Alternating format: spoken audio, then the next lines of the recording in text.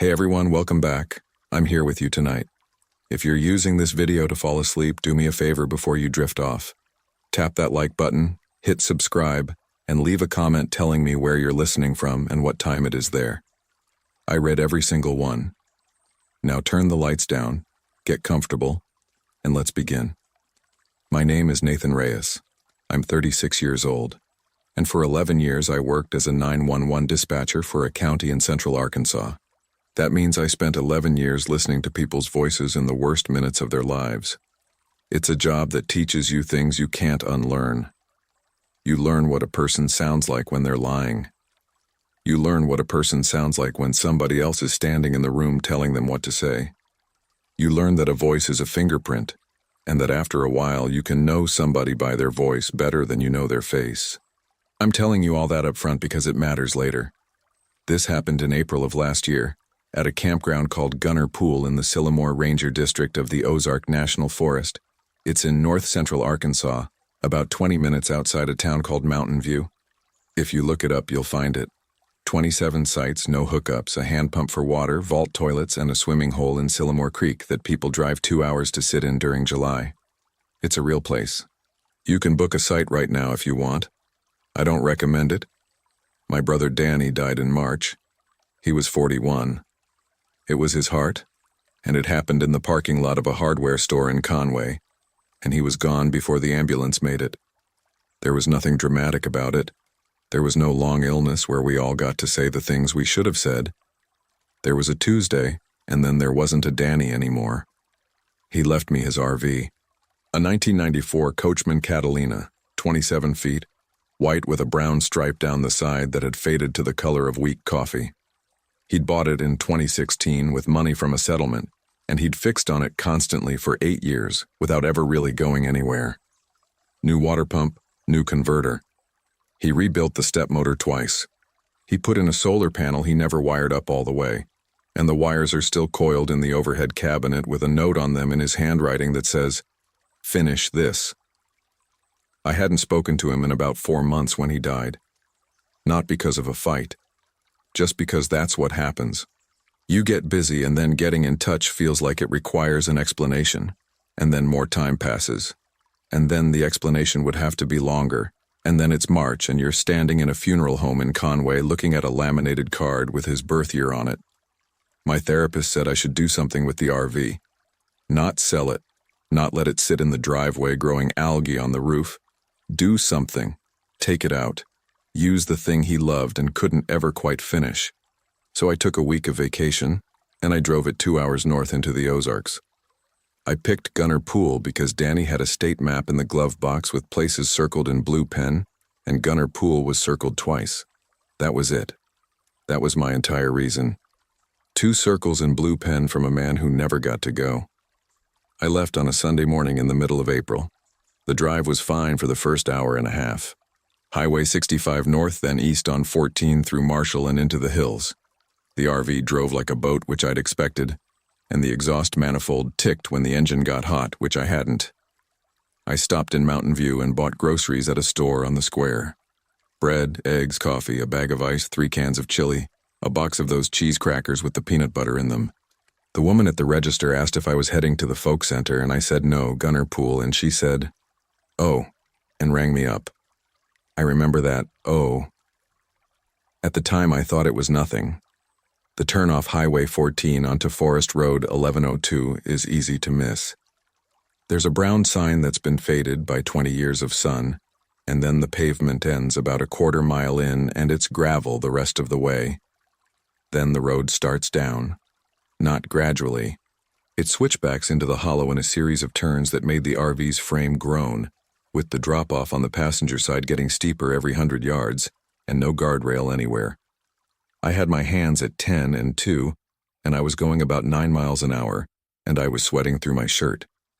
At the bottom, the road flattens out and crosses a low-water bridge over Sycamore Creek. The water was maybe 6 inches deep and running clear and green over gravel. On the other side of the bridge, the campground opens up. It's beautiful. I want to be honest about that. There's a bluff on the north side that goes up maybe 200 feet, gray limestone with cedar trees growing sideways out of the cracks. The sites are cut into the flat ground along the creek, separated by dogwood and pawpaw. In April, everything was that new green that only lasts about 10 days. There were 4 other rigs in the whole campground. A little Jayco travel trailer at Site 1 right by the entrance with a hand-painted sign staked in the ground that said, Camp Host. A truck camper at Site 14. A newer 5th wheel at Site 9 with a Kansas plate. And parked way down at the end, past the last numbered site, a white service van with no windows in the back and no markings on it at all. I took Site 6 because it backed up against the creek and because it was the only one with a level concrete pad. Setting up took about 40 minutes. There are no hookups at Gunner Pool, so it was just leveling, chalking the wheels, switching the fridge from shore power to propane, and cranking out the awning. The RV had a personality to it, and I was still learning it. The second step of the entry stairs squeaked. Not a creak, a squeak, high and short, like a shoe on a gym floor. The water pump ticked 11 times before it built pressure. Always 11. Danny had a piece of masking tape stuck to the cabinet above the sink with numbers written on it in marker, and I found out later those were the tick counts he'd tracked over the years to watch for a leak. 11 was normal. 14 meant check the fittings. I know that sounds like a strange detail to hold on to. It's not. Hold on to it. The camp host came down to my site around 4 in the afternoon. She was somewhere in her 70s, short, built like a fence post with white hair in a braid and reading glasses hanging off a beaded chain. She drove a green golf cart with a cooler bungeed to the back. Reyes, she said. That's me. Delphine Hatcher. Everybody calls me Del. She handed me a clipboard with a carbon copy form on it. 7 nights? 7 nights. 14 a night, no card reader, so it's cash or a check, and I'd rather it be cash. She waited while I got my wallet. That's a nice old Catalina. It was my brother's. She looked at the RV, and then she looked at me, and I could see her doing the arithmetic on the word was. Well, she said. I'm sorry. Thank you. She took my $98, wrote out the receipt with a pen she had to shake twice, and tore off my copy. Then she just sat there in the golf cart for a second, not leaving. You camp alone much? She said. Not really. First time in this. She adjusted her glasses. I tell everybody the same 3 things, so don't take it personal. Number 1, the low water bridge floods. If it rains hard up on the ridge, you can be sitting here 4 hours after the sky's clear and that creek will come up over the concrete. You don't drive it, you wait. Okay. Number 2, there's no cell service down in this hollow. None. Verizon, AT&T don't matter. If you need to make a call, you drive back up 1102 to the top where the power line cut is, and you stand in that cut and you might get 1 bar. Got it? And number 3? She looked out at the tree line behind my site for a moment before she answered. The bluff was over there, and below it the ground rose in a jumble of rock and brush. Number 3 is don't answer to your name after dark. I laughed. I want to be clear about that because it embarrasses me now. I laughed and I said, Is that a bear thing? Dell didn't laugh. She didn't smile either. She just kept looking at the tree line. It's an old thing, she said. Folks around here used to say it, and now nobody does, and I still do. Somebody calls your name out of them woods at night, you don't say a word. You don't say what. You don't say who's there. You don't say leave me alone. You go inside and you close the door and you let it call. And if I answer? She put the golf cart in gear. Then it's got it, she said, and drove off. I stood there for a second and then I went and made dinner, because what else do you do? I heated up a can of chili on the stove and I ate it outside at the picnic table, and I watched the light go blue on the bluff. It got cold fast the way it does in a hollow, maybe 20 degrees in 40 minutes. Around 8 I heard voices from Site 9, a man and a kid, and somebody laughed. That was comforting. I remember thinking, good, there are people here. I went to bed at 10:30. The RV was quiet. Danny's mattress was still in the back and it still had his pillow on it, which I hadn't been able to bring myself to throw out. And I lay there and listened to the creek. and I felt the closest thing to okay that I'd felt in 6 weeks. At 2:40 in the morning, I heard the step squeak. I want to describe this correctly. I was asleep and then I was awake, and the reason I was awake was a sound I already knew, that short, high squeak of the second entry step taking weight. It's a very particular sound. There is not another sound like it. It's the sound of somebody standing on the second step of my RV. I lay perfectly still. My heart was going hard enough that I could feel it in my ears. And then I heard it again. Squeak, and then again. Squeak, squeak. Not footsteps going up. The same step, over and over at about the rhythm of a person tapping their foot. I got up. The floor was cold.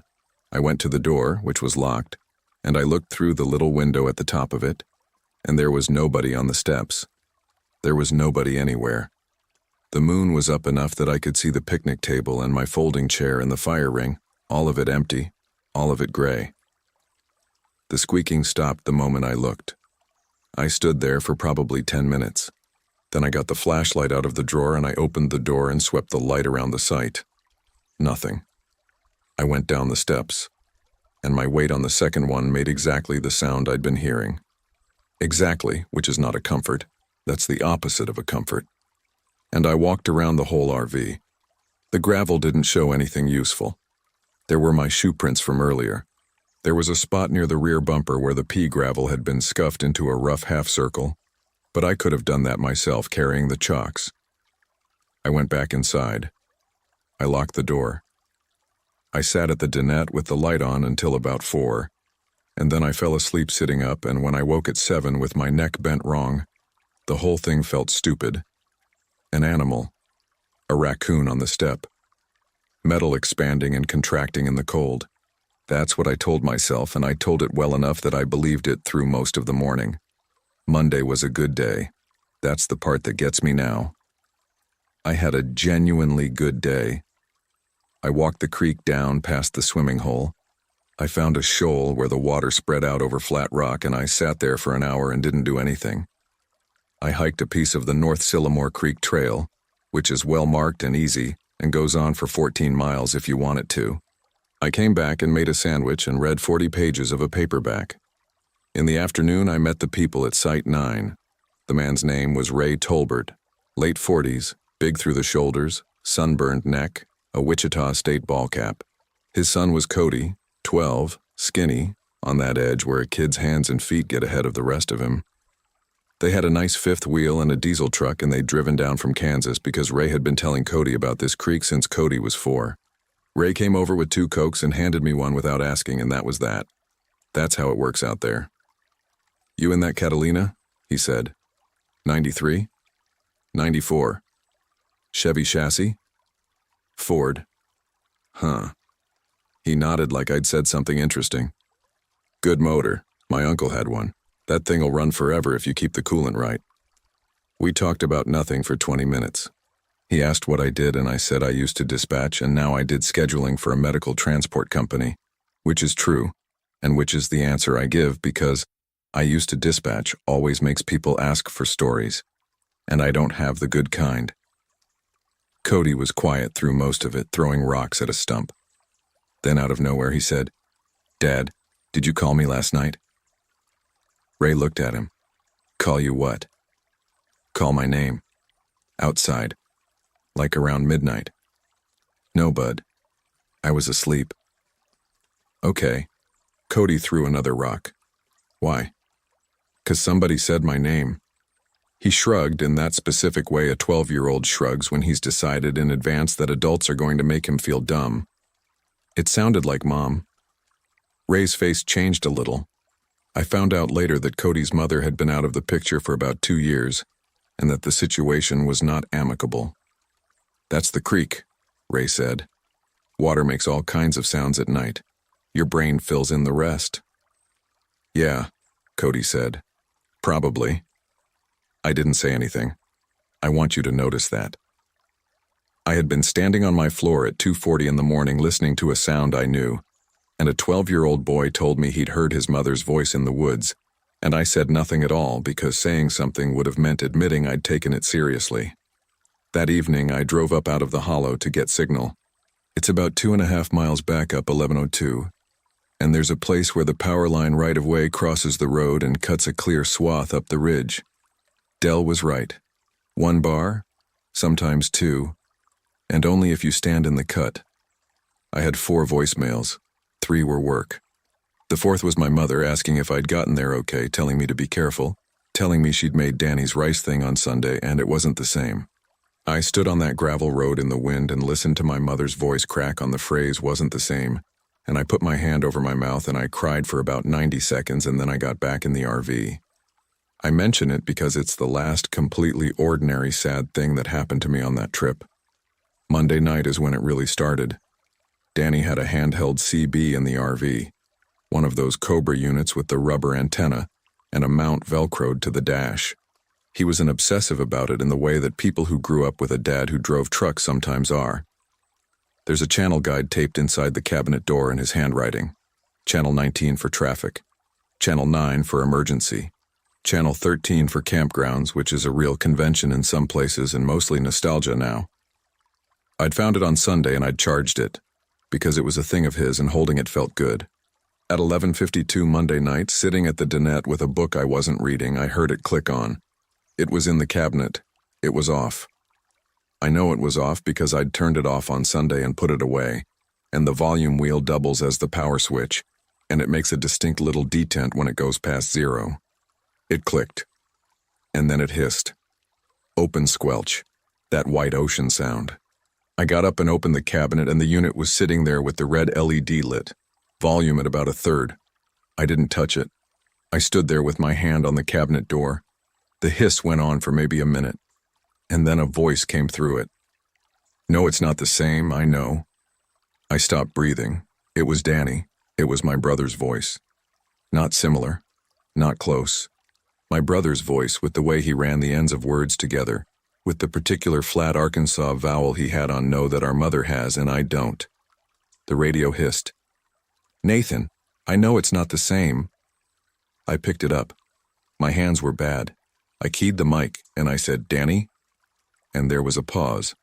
And then it said, Danny? Same word. My inflection, not his. The rising note I'd put on the end of it, copied back at me like a tape. I said, who is this? Pause. Who is this? I said, stop it. Pause. Stop it. Then the hiss cut and the unit went dark. Not powered off, dark like the battery had died, except the battery was at 80% when I checked it in the morning, and it was still at 80%, because I checked it 3 times. Here's what I want to explain, and this is where the job comes in. When you take calls for a living, you develop something that isn't quite a skill and isn't quite an instinct.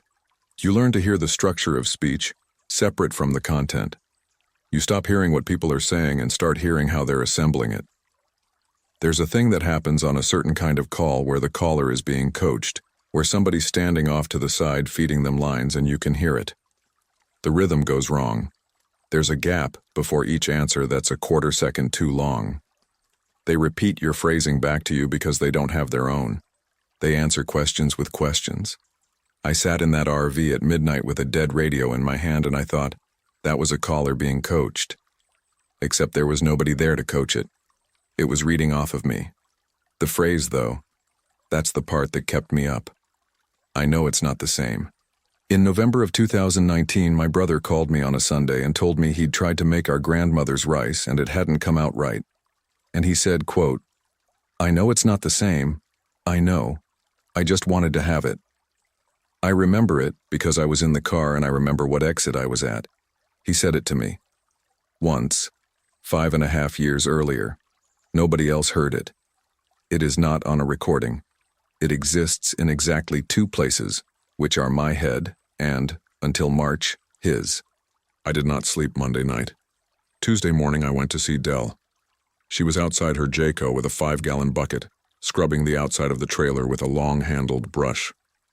She saw me coming and she set the brush down before I got within 20 feet, which told me she already knew what kind of conversation this was. You heard something, she said. I heard my brother. She nodded slowly. She didn't ask if my brother was dead. She'd already made that arithmetic on Sunday. "Sit down," she said, and pointed at a plastic chair. I sat down. "How much do you know about this hollow?" she said. It wasn't a question with an upward inflection at the end. It was a flat thing. "Nothing. I know there's a cave system. Blanchard Springs is what, 10 miles? 12 by road, 2.5 if you're a bat." She sat down across from me. "This whole country's hollow underneath. Limestone.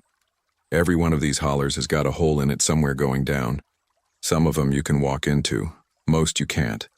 There's one up on that slope behind your site. You can't get to it. It's under about 40 foot of breakdown rock, but you can feel it. Cold air comes out of it in the summer. Old-timers called that one the blowing hole." "Okay. My people have been in this county since 1871, she said. "And there's a thing they used to say about the holes, which is that they keep what's said into them." I waited. "You die with something unsaid? It goes down. That's the old version, that's the church lady version. My grandmother's version was different." She rubbed at a spot on her thumb. "Her version was that there's something down there that don't have a voice of its own. Never did. And it wants one. So it takes them. It listens and it learns and it practices. Doesn't matter if you're dead. It's not ghosts. It don't want your soul, son. It wants your mouth." "That's not—" "I know what it's not." She looked at me over the top of her glasses. "You want it to be logical, I get that. Here's the logic. That thing don't own a voice until somebody answers it. It can make the sound all day long. Sound's nothing. Sound's just air. But you answer to your name. You say yes. You say what? You say Danny." And she saw my face when she said his name and she stopped. And then she went on anyway, gently. "You answer, and now it's got a conversation. And a conversation's a two-way road. That's the whole of it. That's all the rule is. Don't give it the second half. And if you did? Answer, I mean." Dell picked her brush back up. "Then you keep answering," she said, "till there's nothing left of you but the answers." I asked her how many times she'd been down here. 9 seasons, she said. I asked her if she'd ever answered. She scrubbed at the side of the trailer and she didn't say anything at all, and that was the answer. I went back to my site and I did something I'm still not sure was smart. I set up a recorder. I had a little Zoom H1 that I'd bought years ago to record ambient noise for a hobby I abandoned.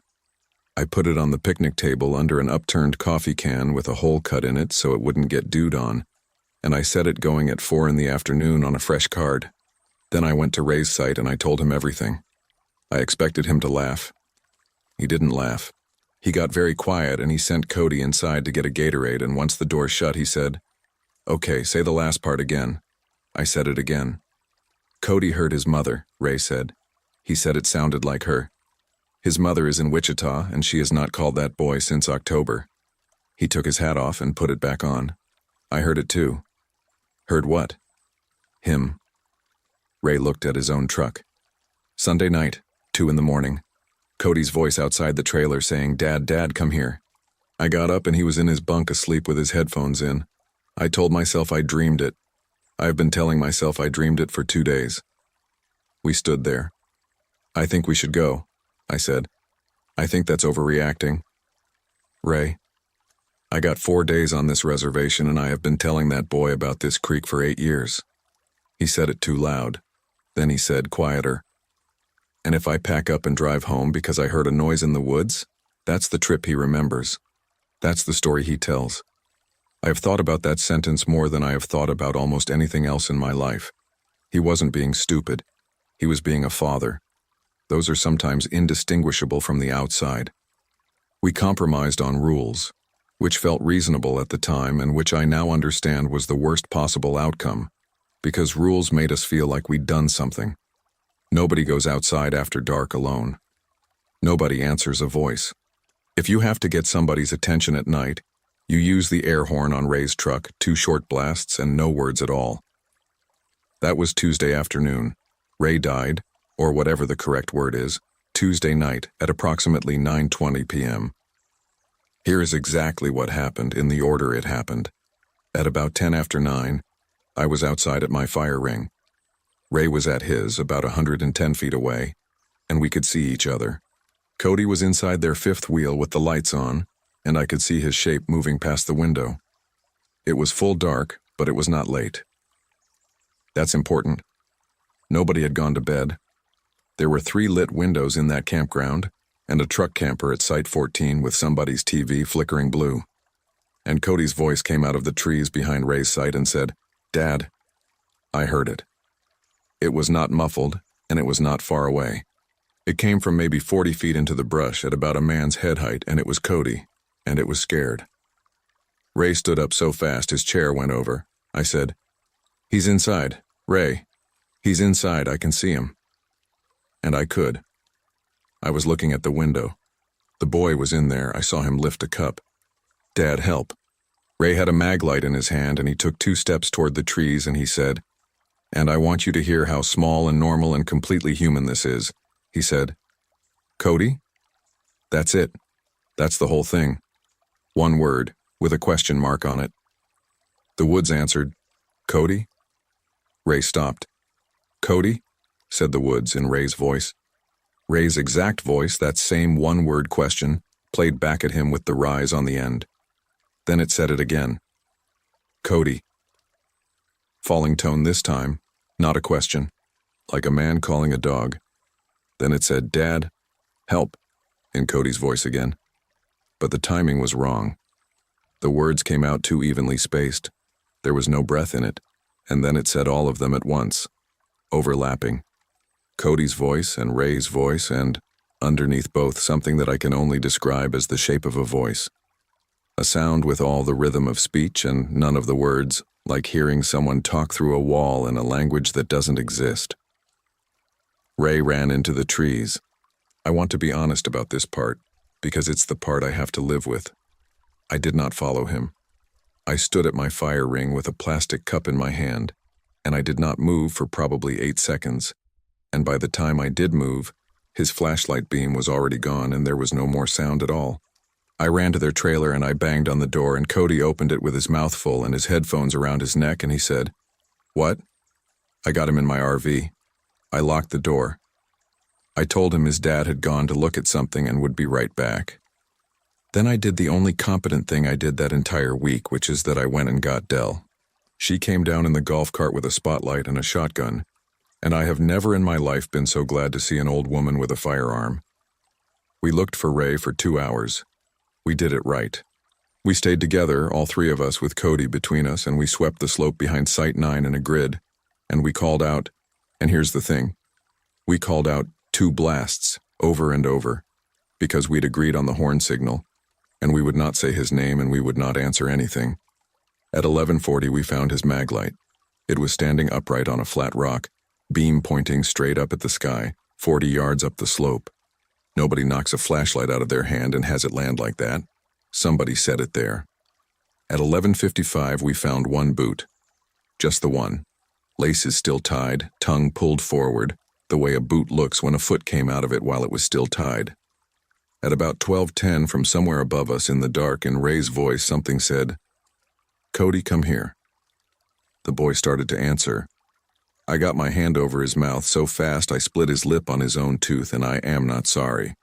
Dell got his other side, and we walked him down that slope backward with our lights on the rocks above us, and we did not say one single word until the door of my RV was shut and locked.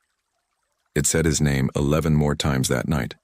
It tried Ray's voice, and then it tried mine, and around 3 in the morning it tried Dell's, and the Dell version was the worst because it got the exhaustion right, it got the little rasp she has, and it said, "Cody, honey, it's okay, come on out." And I looked over at the actual Dell sitting on my dinette bench with her shotgun across her knees, and her face was gray. She said, "It's learning fast this time." I said, "This time?" She didn't answer that either. At 6 in the morning it was light and there was nothing outside but fog on the creek. Dell drove up to the power line cut and called the county. A Stone County deputy got down to us at about 8:40, followed 40 minutes later by 2 more, and a Forest Service law enforcement officer named Beeler. They were good. I want to say that plainly because in a lot of stories like this the cops are useless, and these were not. They took it seriously from the first minute. They got a search going by noon. By the next afternoon, there were 50-some people in that hollow, including a K-9 team and volunteers from 2 counties, and a helicopter that flew the ridgeline for 6 hours. And they found exactly what we'd found: a flashlight, a boot, and 40 feet past where we'd stopped searching, they found Ray's phone. The phone is why I'm telling you this story instead of keeping it to myself. It was face down in the leaf litter, screen cracked, 11% battery, and it was recording. Not a call, a voice memo. He'd started it at 9:12 p.m., which was about 8 minutes before he stood up out of his chair, and it ran until the battery died at 4:57 the following afternoon. 19 hours and change. The deputy let me hear a piece of it about 2 weeks later, in a room in Mountain View, because Ray's sister asked him to and because I was a witness, and because I think honestly the man wanted somebody else to hear it so he wouldn't be alone with it. The first 8 minutes are Ray at a campfire. You can hear the fire, you can hear my voice in the background saying something about the water pump. Ordinary. Then you hear the woods say, "Dad." Then you hear Ray say, "Cody." Then you hear the overlapping thing. Then you hear him running and breathing in branches. Then you hear him fall. Then you hear him say, "Okay, okay, okay, okay," about 6 times, which is a thing people say when they are trying to reboot themselves. And then, at 19 minutes and 40 seconds, in the dark, 40 yards from anybody, Ray Tolbert starts talking to something. You can only hear his half. I want to be exact about this because it's the detail that made the deputy stop the playback and go get a glass of water. There is no other voice on that recording. Not one. Whatever was out there does not register on a microphone. Every other sound in that file is normal. Wind, an owl, gravel, his own breathing. And there is a conversation happening in which one participant is silent. He says, "Who's out there?" He says, "That's not funny." He says, "How do you know that?" He says, "Say it again." He says, "Say it again." He says, "Say it again." And then, for a long time, 7 hours of it, he doesn't say anything new. He just repeats. He says his own name, Ray Tolbert, over and over in different tones the way you'd practice a line. He says, "Dad, help," in his own voice. And then he says it again and it's a little bit closer to Cody's. He says, "Cody, come here," maybe 200 times, adjusting. He counts. He does scales. At one point, around 4 in the morning, he sings about 8 bars of a song I recognized as one that had been playing on his truck radio Tuesday afternoon while he was scrubbing his grill. He is rehearsing. Somewhere in the last hour, right before the battery goes, his voice is not quite his voice anymore. It's flatter. The breaths are in the wrong places, and then there aren't any breaths at all. The last thing on the recording is 19 seconds of a man's voice saying the word Nathan with 11 slightly different inflections, and then the file ends. They never found him. He is on the Arkansas missing persons list. His case is open. The official theory, which is in the report, is that he became disoriented in the dark, fell into a sinkhole or a fissure, and that the karst topography of the area makes recovery in many cases impossible, which is a true statement about that county, and which is also a way of saying we have to write something down. I need to tell you the rest of my week, because there's not much of it. I did not sleep Wednesday. I drove Cody up to the power line, cut myself, and stood there while he talked to his aunt. And then I stayed with him until she got there Thursday morning, and she cried in the gravel and hugged me and called me sir. He's fine, as much as a kid can be. I check in. He plays a lot of video games, and he's tall now. The truck camper at Site 14 was gone Wednesday morning. I never saw who was in it. I asked Dell who'd been in 14, and she looked at her book and said 14 had been empty all week. She showed me the page. Nothing written on the line. The unmarked service van at the end past the last site was still there Wednesday and Thursday and Friday. Beeler ran the plate. It came back to a plumbing company in Batesville that had gone out of business in 2009. There were no keys and it was locked and the interior was clean and empty and had no dust in it at all. And on Thursday afternoon I listened to my recorder. I'd forgotten about it, if you can believe that. It had been sitting under a coffee can on my picnic table through everything. 28 hours of audio on a card. I scrubbed through it that evening at the dinette with headphones on. Most of it is creak and wind, and at hour 6, a very long and boring recording of a police search happening 100 yards away. At 5:14 p.m., Tuesday, which is about 4 hours before Ray stood up, you can hear me and Dell talking at my picnic table. It's the conversation where I told her I'd set the recorder up. I say, I don't know what I expect to get. Dell says, nothing, probably. I say, yeah. And underneath that, at a lower volume offset by about half a second, before each line, not after, there is a second version of the conversation. It says, I don't know what I expect to get.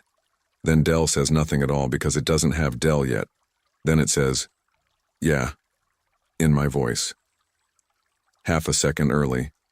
I want to tell you I did something brave with that file. I gave a copy to Beeler and he was polite about it, and I could see him deciding it was a compression artifact, which is a real thing that happens with cheap recorders. And honestly, if it hadn't happened to me, that's exactly what I would think too. I still have the original. I have listened to it maybe 40 times. It is still there. Friday morning I broke camp at 5:40 in the dark, which was stupid, and I drove the switchbacks up out of that hollow with my hands shaking on the wheel, and when I came out of the tree line at the top and got a bar of signal and the sky was going gray behind the ridge, I pulled over and sat there for 20 minutes. Dell waved me off. She was standing in the road by her Jayco in a house coat with her braid down. I stopped and rolled the window down. You going to be all right down here? I said. I've been down here 9 seasons. That's not an answer. She smiled a little. No, it isn't. I asked her the thing I'd been trying not to ask all week. I asked her if she'd answered, and when. 1978, she said. I was 24 years old and I was standing in my daddy's yard 4 miles that way, and something said my name in my mother's voice, and my mother had been dead 11 months. She pulled her housecoat tighter. I said mama once, and I have been down here every spring since, and every spring it calls me, and I don't answer anymore. That's all you can do, son. You don't get to take it back. You just get to not do it again. Then why do you stay? She looked back down the road at the hollow. Because somebody's got to tell the ones coming in, she said. That's my whole job. $14 a night and 1 sentence. I drove home. I want to tell you it ended there. It's been about a year. Here's what my life looks like now. I don't answer my phone if I don't recognize the number, which everybody does, so nobody thinks it's strange. I have a rule that I don't say the first word in any phone call. I wait for the other person. If there is silence on the other end, I hang up. I stopped going by Nate. I go by my last name at work now, and I told people it was because there were 2 Nathans and there weren't. My mother came over in October, and we sat on my porch, and at some point she said my name to get my attention, and I flinched hard enough that she noticed, and she asked what was wrong, and I said nothing, and I have never lied to her about anything else in my life. The RV is in my driveway. I did finish the solar panel, actually. I wired it up in June, and I taped a note over Danny's note that says, done. It took me 2 hours, and I cried through most of it, and it was the best thing I did all year. I've only had the radio turn on twice since I got home. Both times it was static and nothing else, and both times I unplugged it and put it in a plastic tote in the garage, and both times later I got it back out. Because here's the part I don't tell people. I want to hear him again. That's the thing about it. That's the actual horror, and it took me a long time to understand it. It's not that something out there can wear your brother's voice. It's that after 6 weeks of not being able to remember exactly how he said your name. And you can't. You think you can. But the recording in your head degrades and there's nothing you can do about it. Something offered it back to you. Perfectly. Every vowel right. Dell was wrong about one thing. She said it wants your mouth. I don't think that's it. I think it just wants the conversation, and it has learned over a very long time that the surest way to get one is to give a lonely person back the exact sound of someone they lost. It isn't a trap because it's clever. It's a trap because it's kind. So this is what I'll leave you with, and then I'll let you sleep. If you're out there somewhere this year, and I know a lot of you listen to this in a bunk over a cab, with the fan running, 500 miles from your house, and you're parked somewhere quiet, and it's the middle of the night, and something outside says your name in a voice you know, in a voice you would give anything to hear again. Don't say what. Don't say who's there. Don't say their name. Lie there in the dark and let it call as long as it wants to. All night if it has to, and in the morning it will be gone, and you will still be the only one using your mouth. That's the whole rule. It's one sentence and it costs you nothing, and it is the hardest thing I have ever done. Ray Tolbert answered with one word. He said, Cody. And it had a question mark on it, and it took him 11 seconds, and there are 50 people who searched a hollow in Stone County for 4 days who will never know that's all it was. He's still out there somewhere, I think, in the rock under those hills, in the cold air coming out of a hole nobody can reach. Getting better at it, getting closer to right, waiting for somebody to say what.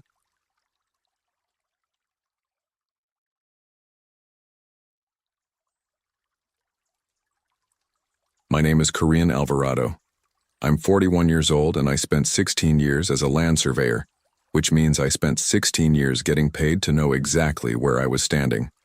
Last October, I spent 9 days at a free campground on Highway 50 in eastern Nevada, and by the end of it, I could not tell you how many people had been out there with me. I still can't. That's not because I forgot. I want to be clear about the difference, because the difference is the whole story. In August, the firm I'd worked at since I was 25 got bought by a bigger firm out of Reno. They kept the survey techs and the CAD people, and they let go every party chief over 35, which is a legal thing you can do if you're careful about how you write it down. I got 11 weeks of severance in a cardboard box and a handshake from a man whose name I had to look up on the way to my car. I didn't tell my mother for 3 weeks. I didn't tell anybody, actually. I got up at the same time every morning, and I drove around Sacramento and I sat in parking lots. Then in September, I bought a 2009 Winnebago Access, 24 feet, Ford E450, 106,000 miles, from a man in Rancho Cordova who'd owned it for 11 years and had a binder of every receipt. It cost me $28,000, which was most of the severance, and it was the first purely stupid decision I had made in my entire adult life, and I felt fantastic about it. My plan was Highway 50 across Nevada. If you don't know it, it's the road they call the loneliest road in America, and that started as a Life magazine insult in 1986, and the state of Nevada leaned into it so hard, they print passports you can get stamped in the towns along it. It runs from Carson City to the Utah line, Fallon, Austin, Eureka, Ely, Baker, something like 400 miles with about 6 places to buy gas. I had done a lot of work in Nevada over the years. Boundary retracement mostly out on BLM land, which if you don't know what that means, it means somebody in 1953 or 1881 walked out into the desert with a chain and a compass and set corners, and my job 140 years later is to go find those corners and prove where they are. It's detective work. You're not creating the boundary. The boundary already exists. You're finding it. I say that because I want you to understand what a section corner is to somebody like me. It's not a rock. It's not a piece of pipe with a brass cap on it. It's a fact. Everything in the western United States is measured from those things. Your house, if you live out here, sits inside a rectangle that ties back to a corner somebody set with a compass before your great-grandmother was born. They're not supposed to be wrong. I got to Ely on a Sunday in the first week of October. Ely's the last real town on 50 before Utah, about 4,000 people. A copper town that mostly stopped being a copper town. I stayed 2 nights at an RV park in town, did laundry, ate at a casino restaurant, walked around the old Nevada Northern Railway yard, which is genuinely worth seeing. On Tuesday, I drove east toward Great Basin National Park. Great Basin is one of the least visited national parks in the country. It's Wheeler Peak, 13,000 feet, and Lehman Caves and the Bristlecone Pines, some of which are 5,000 years old. The nearest town is Baker, Nevada, population under 100. It is genuinely out there. It's about 60 miles from Ely. 22 miles east of Ely, Highway 50 goes over Sacramento Pass, just over 7,000 feet. And right at the top of the pass, on the north side of the road, there's a BLM recreation area. Free camping, 14-day limit. There's a vault toilet, a couple of picnic shelters, a small pond they stock with trout, some corrals for horse people, and a gravel loop with maybe a dozen pull-in spots scattered across a slope of sagebrush and juniper. I stopped there because the wind came up and I didn't want to fight it, and I stayed for 9 days. When I pulled in on Tuesday afternoon, there were 4 other rigs. There was an Airstream, a real one, an older 31-footer polished to a mirror with Oregon plates at the far east end. There was a Sprinter van conversion, black, with a solar array on top and rock climbing gear on a rack. There was a 5th wheel with a sun-bleached blue stripe which had clearly been in place a long time. The tires were on blocks and there was a doormat and a satellite dish on a tripod. And there was a small white cargo trailer down by the corrals with nobody around it. I took a spot on the north loop, on a shelf of ground with a view east toward the Snake Range. From my dinette window I could see Wheeler Peak with snow on it. It was the best view I'd had out of any window I'd ever lived behind, and it was free. I leveled up, put the jacks down, and started my generator to top off the house batteries. And that's the first thing I need to tell you about. The generator on that Winnebago is an Onan 4000, and it has a little hour meter on the face of it. An analog counter, 5 digits, the last one in tenths. It reads how many hours the generator has run in its life. When I bought the coach, it read 447.2. I know that because I photographed every gauge in the thing the day I bought it, because I'm the kind of person who does that. I ran the generator for an hour and 10 minutes on Tuesday afternoon. When I shut it down, I glanced at the meter and it read 449.6. That's 2 hours and 4/10 of drift in the wrong direction on a machine I'd owned for 3 weeks. I stood there in the wind with my hand on the warm cowling, and I did the math 4 times, and then I decided the meter was bad, because meters go bad, and I wrote it on the inside cover of my logbook, and I stopped thinking about it. That was Tuesday. I met Wendell Kerr on Wednesday morning. He was the 5th wheel with the blocks and the doormat. 70s tall, stooped, wearing a canvas jacket in 50-degree weather like he was cold in his bones. He had a coffee can of cigarette butts by his door and a folding chair pointed east at the mountain, and when I walked past on my way to the pond, he raised 2 fingers off the arm of the chair. I said, "Good morning." He said, "You're on 11.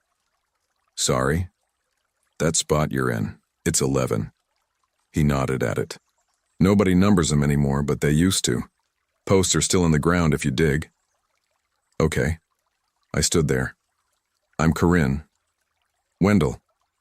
He didn't offer a hand. "You staying?" "A few days, maybe." 14's the limit." "I know." "People forget," he said. I asked him how long he'd been there, and he said, "Off and on," which is an answer that isn't one, and I let it go because out on BLM land there are a lot of people whose situations are none of your business. I walked down to the pond. It was maybe an acre, dark and wind-riffled, ringed with cattails that had gone brown. On the way back up, I cut across the slope instead of following the loop road, and that's when I found the first monument. It was a 2-inch iron pipe standing about a foot out of the ground with a brass cap on top, set in a little clearing of gravel maybe 60 feet off the road, with 3 rocks piled at its base the way surveyors used to mark them, so you could see them from a distance. I want to explain why I stopped. A brass cap is stamped with information. There's a standard. Bureau of Land Management caps have the agency name around the rim, and then in the middle, in 3/8-inch letters punched by hand with a die set, you get the township, the range, the section numbers around the corner, and the year. So a normal one says something like T14N, R68E, then the section numbers, then 1953. That's it.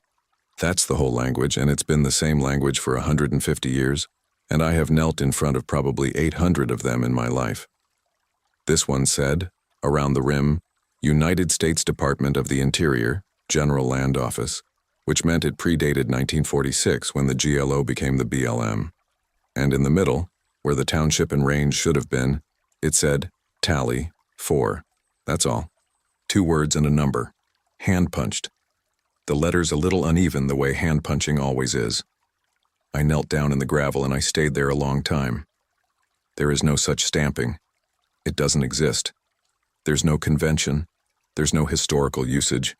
There's nothing in any manual from 1855 to today that puts the word tally on a corner. And it was not a fake. I've seen fakes. People make novelty caps, you can buy blanks. And this was a real GLO cap. Correct diameter, correct rim text, correct pipe, oxidized correct, set in a monument mound that was old enough to have desert varnish on the rocks. I took 11 photographs of it. I have them. Then I walked back to my rig and I got my receiver. Here's the other piece of equipment that matters. When I got laid off, I kept a Trimble R8 GNSS receiver that was technically mine. I'd bought it out of the company at book value in 2019 when they upgraded. It's a survey-grade GPS, not a phone, not a hiking GPS. In the right conditions, it'll tell you where you are to within about 2 centimeters, and even standing alone with no correction service, it'll get you sub-meter, and it logs everything. Every observation, time-stamped with the satellite constellation and the dilution of precision and the whole record. That receiver is the reason I'm able to tell you this story at all. I set it up over the Tally 4 monument on Wednesday afternoon, leveled the tripod and let it log for 20 minutes.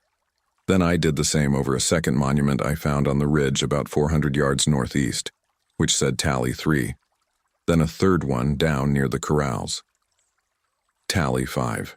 3 monuments numbered 4, 3, and 5 in a rough line running southwest to northeast. I went back to the rig, poured a glass of wine, and sat with my laptop and the raw data, and I felt better than I'd felt in 2 months.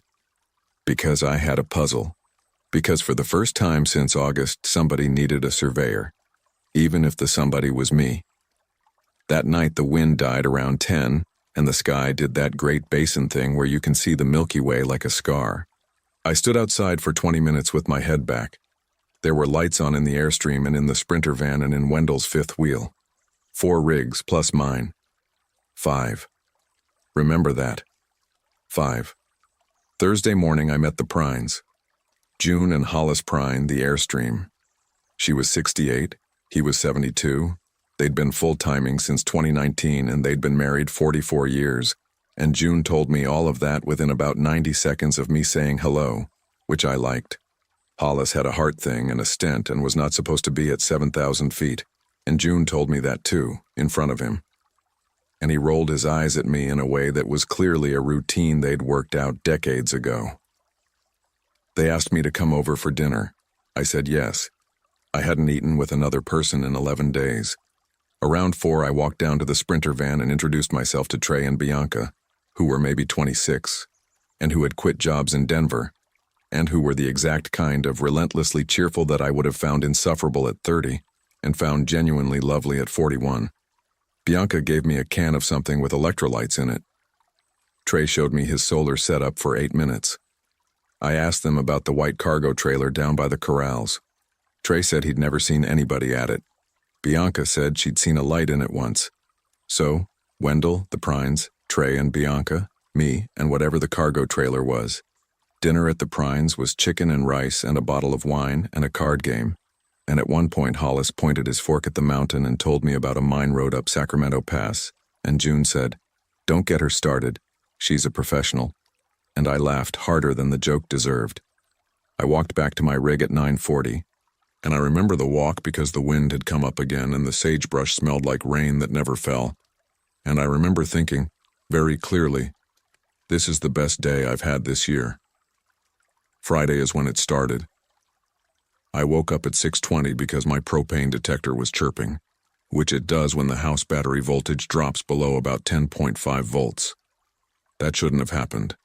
I'd run the generator Wednesday and the solar had been in full sun all day Thursday, and the batteries should have been at 12.6. I got up, checked the monitor panel, 10.4 volts. I went outside in a coat over my pajamas and opened the generator compartment and looked at the hour meter before I started it. It read 471.8. I had run that generator in my life for exactly 1 hour and 10 minutes. From 447.2 it should have read 448.4. On Tuesday it read 449.6. Now it read 471.8. 22 hours had gone through that meter in 2 days. I stood there in the cold with my hand on the cowling for the second time, and this time I did not decide it was a bad meter. I went and checked the odometer in the cab. It read 4 miles more than my logbook said. Not 400. 4. I checked the water tank gauge. The gauge is a garbage 4-light system that every RV owner will tell you lies constantly, so that one proved nothing. Then I walked around the outside of the coach to look at everything the way you do, and on the passenger side, on the panel below the awning, somebody had written a number in the dust. A 4. Drawn with a fingertip. About 8 inches tall. Clean. Deliberate. 1 stroke down and 1 across and 1 down.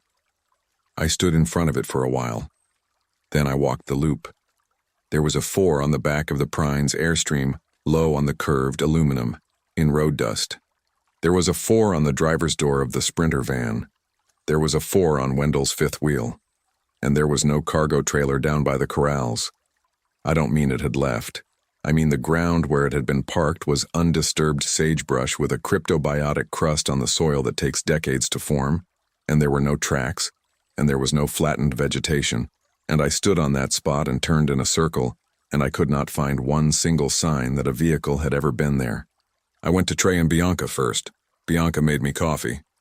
I asked as casually as I could whether they'd seen anybody at the cargo trailer. Trey said, "What cargo trailer?" I said, "The white one, by the corrals. We talked about it yesterday." He looked at Bianca. Bianca said, "I don't think so." And Trey said, "Was that here?" And then, "And this is the part I need you to hear," Bianca said. "Oh, maybe. Maybe I saw a light in it once." She said the exact sentence she'd said the day before, in the same order. But she said it as a guess. She had the sentence and she didn't have the memory the sentence came from. I went to the Prines. Hollis was outside with a cup of coffee. I asked him how many rigs were up here. He counted with his finger. "You, us, the kids, Wendell." He shrugged. 4. 4 rigs, or 4 including... 4, he said. It's a quiet week. I walked up the hill to Wendell's. He was in his chair. He'd been in that chair every time I'd walked past for 3 days. I said, "There was a white cargo trailer down by the corrals and now there isn't." Wendell took a long drink of his coffee. "Was there?" he said. "There was. There was a white cargo trailer down by the corrals, and now there's not even a tire mark, and the 2 people down the hill don't remember it, and I need somebody to tell me I'm not losing my mind." He set the cup on the arm of his chair. "You looked at your rig this morning?" he said. "There's a 4 on it. There's a 4 on all of them." He nodded once. "There was a 5 yesterday. You didn't look." I sat down in the dirt.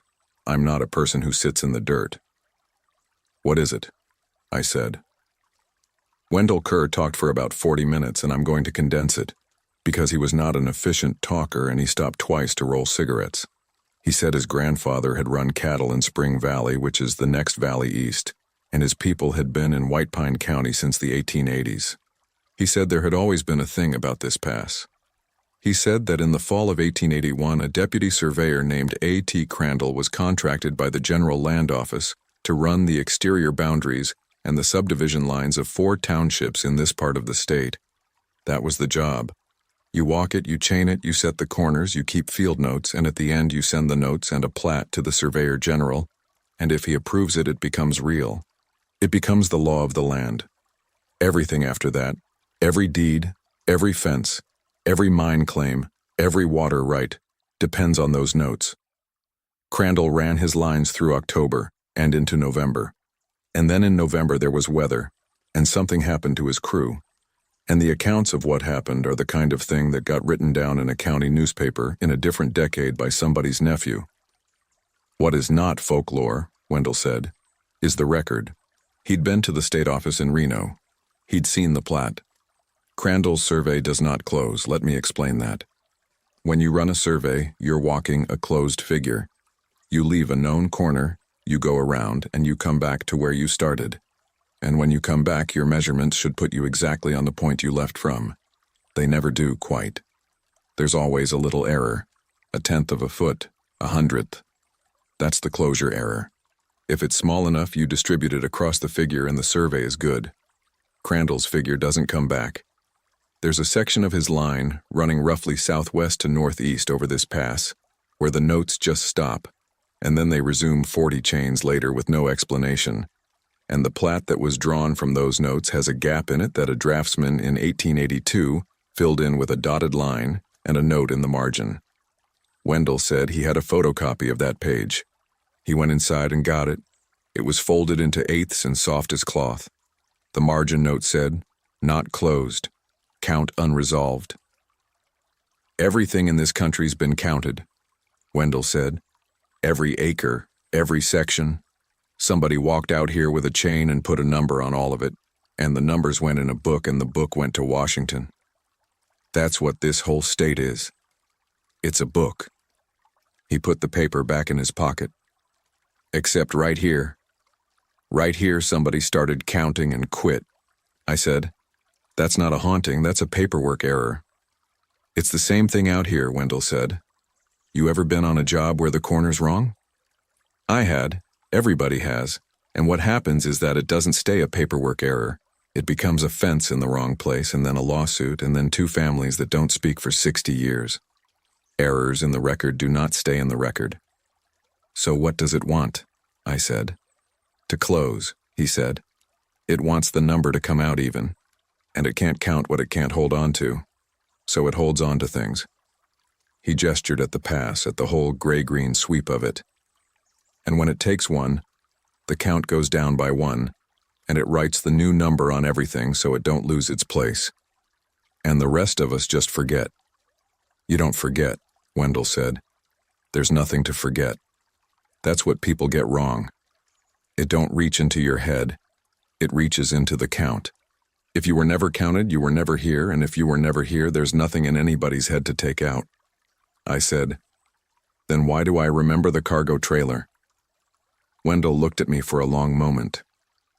"That's a good question," he said. "I told the Prynes that afternoon. Hollis was polite about it. June was not. She got very quiet, and then she said, 'We should go.' And Hollis said, 'June.' And she said, 'Hollis, we should go.' And Hollis said the road down the west side of the pass was 6% grade, and his brakes had been soft since Winnemucca, and he wanted to have them looked at in Ely on Monday, and I want you to hear how completely reasonable every single one of those sentences is." I told Trey and Bianca. Trey thought it was interesting.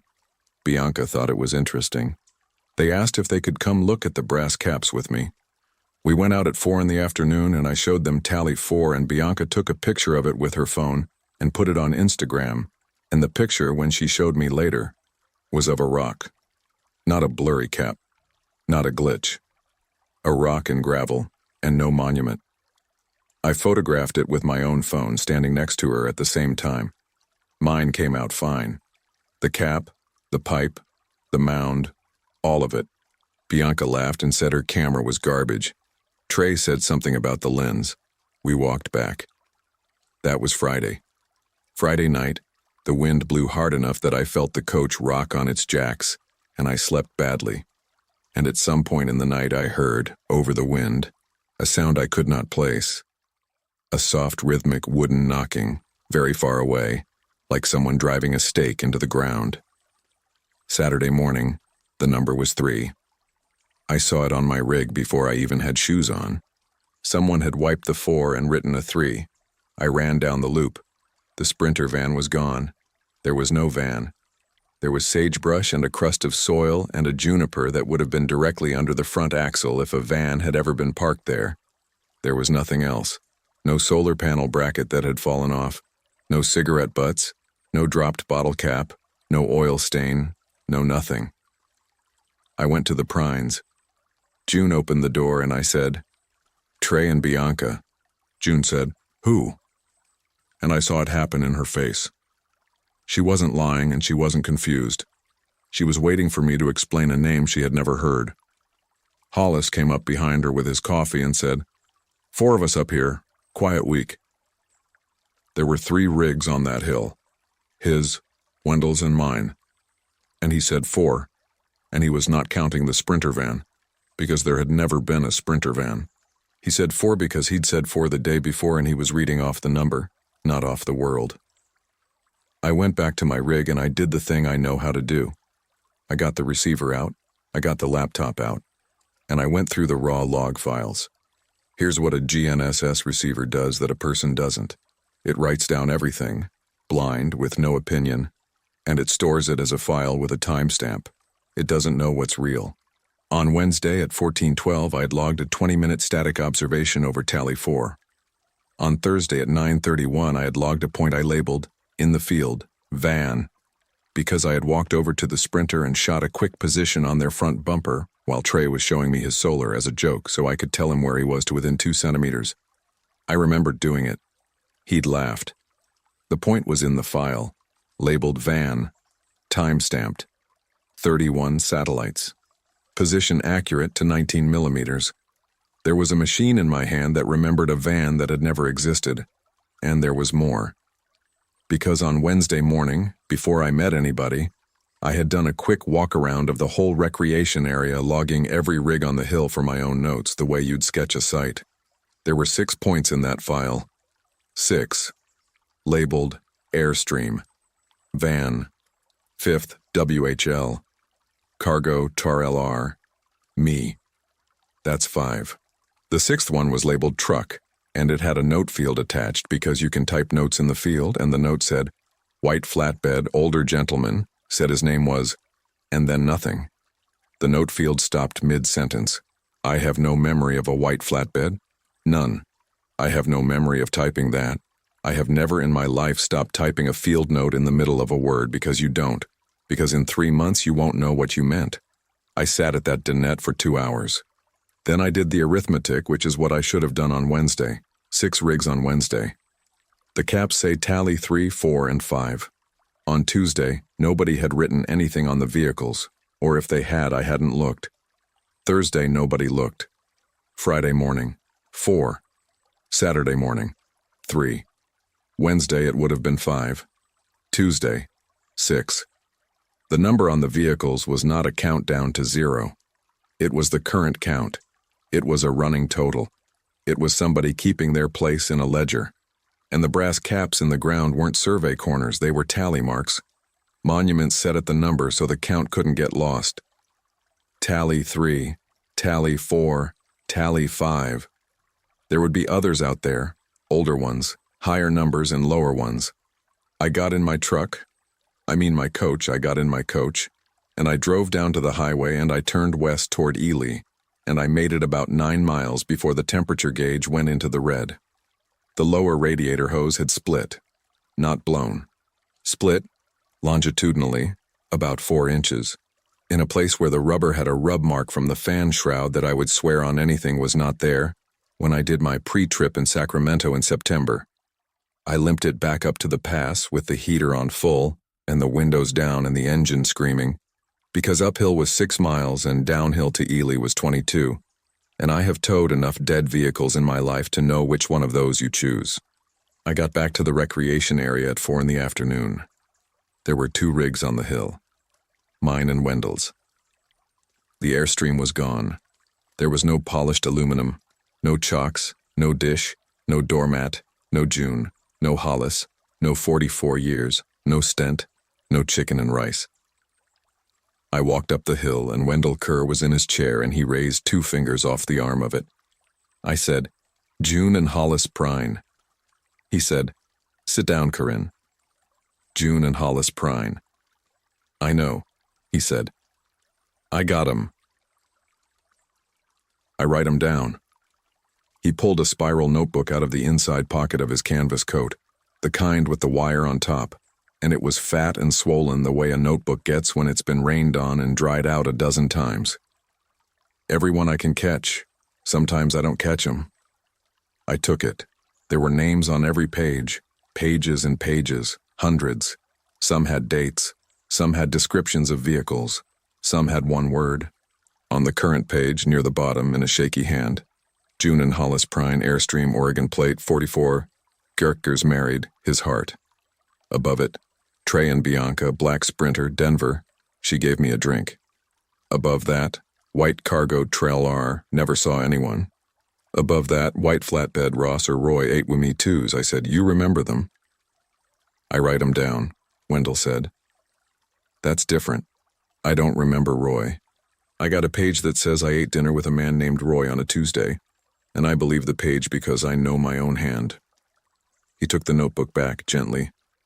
It don't take the paper. That's the crack in it. It can take you out of the count and it can take you out of everybody's head, but it can't reach into a notebook and it can't reach into that machine of yours, and that's the only reason I know I've been up here 11 years and not 2. 11 years. Off and on, he said.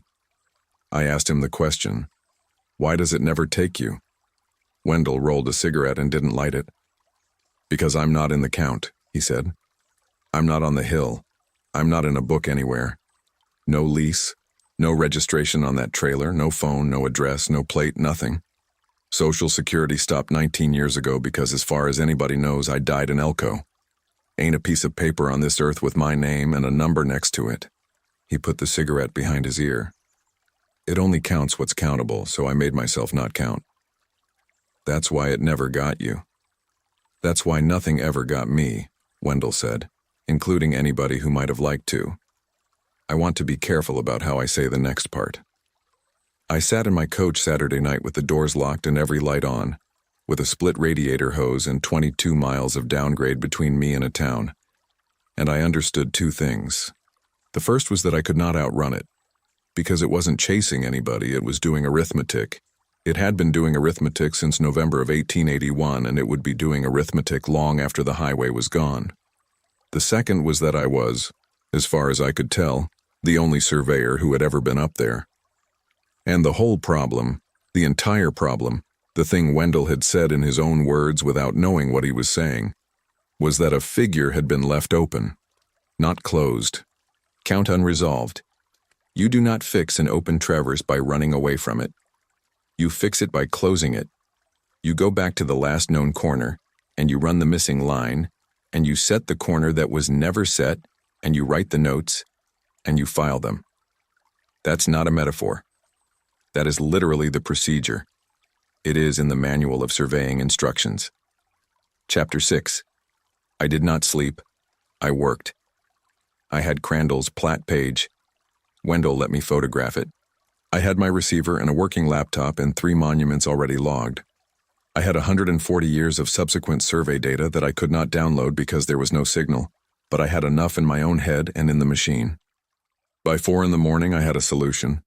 The 3 tally caps were on a line, not a random line. A line bearing north 41 degrees, 18 minutes east, which is within a minute and a half of the bearing Crandall recorded in his notes on the last page before the gap. They were spaced at intervals I recognized before I finished the math, and it made the back of my neck go cold. 40 chains, half a mile. The standard interval at which a 19th century deputy surveyor sets a quarter corner. He hadn't stopped surveying. He'd kept going. He just stopped writing it down. I extended the line. Northeast of Tally 5 at 40 chains, my solution put a point on the shoulder of the ridge above the pond. I walked out there at first light with the receiver on a rover pole and a shovel, and I found it in 11 minutes. Tally 6, and 40 chains beyond that at the edge of a wash, Tally 7. And I did not go further, because I did not need to. I needed the other end. Southwest. Southwest of Tally 3 at 40 chains, the line ran off the recreation area and up a slope of loose scree toward a rock outcrop. I hiked it.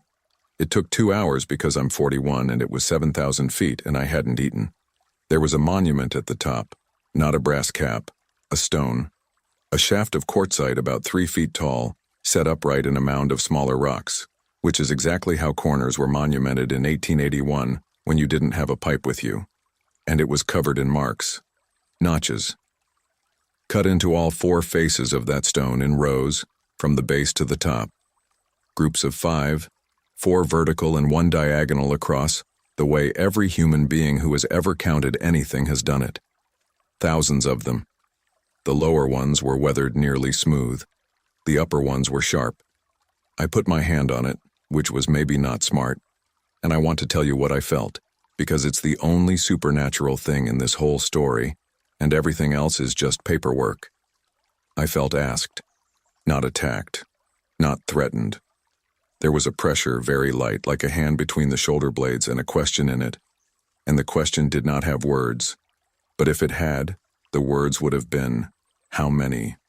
That's it. That was the whole of it. Something enormous and patient and functionally blind that had been left in the middle of a job in 1881, asking me how many. I set up the tripod. I logged that stone for 45 minutes to get the best position I could without a base station. I logged the whole line, every cap over the course of that Sunday, walking the pass with the pole on my shoulder like I'd done 10,000 times in my life for money.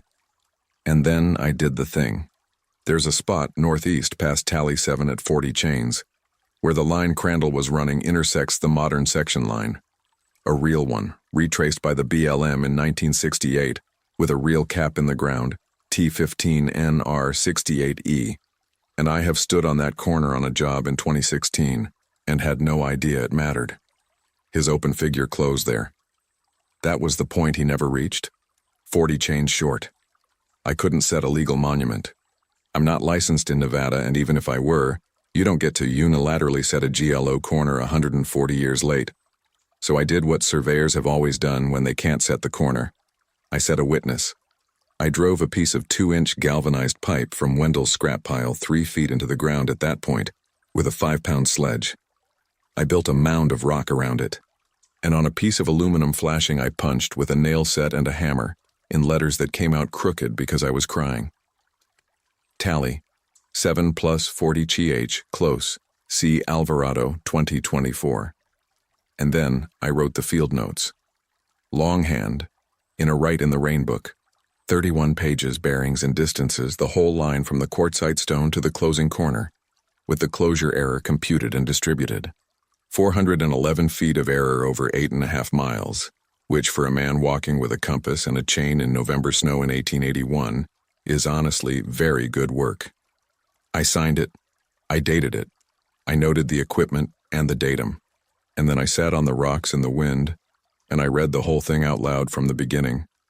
Every bearing, every distance, all 31 pages, because I did not know what else to do, and because if something out there had been waiting 143 years to hear the rest of the count, then it was going to hear it from a professional.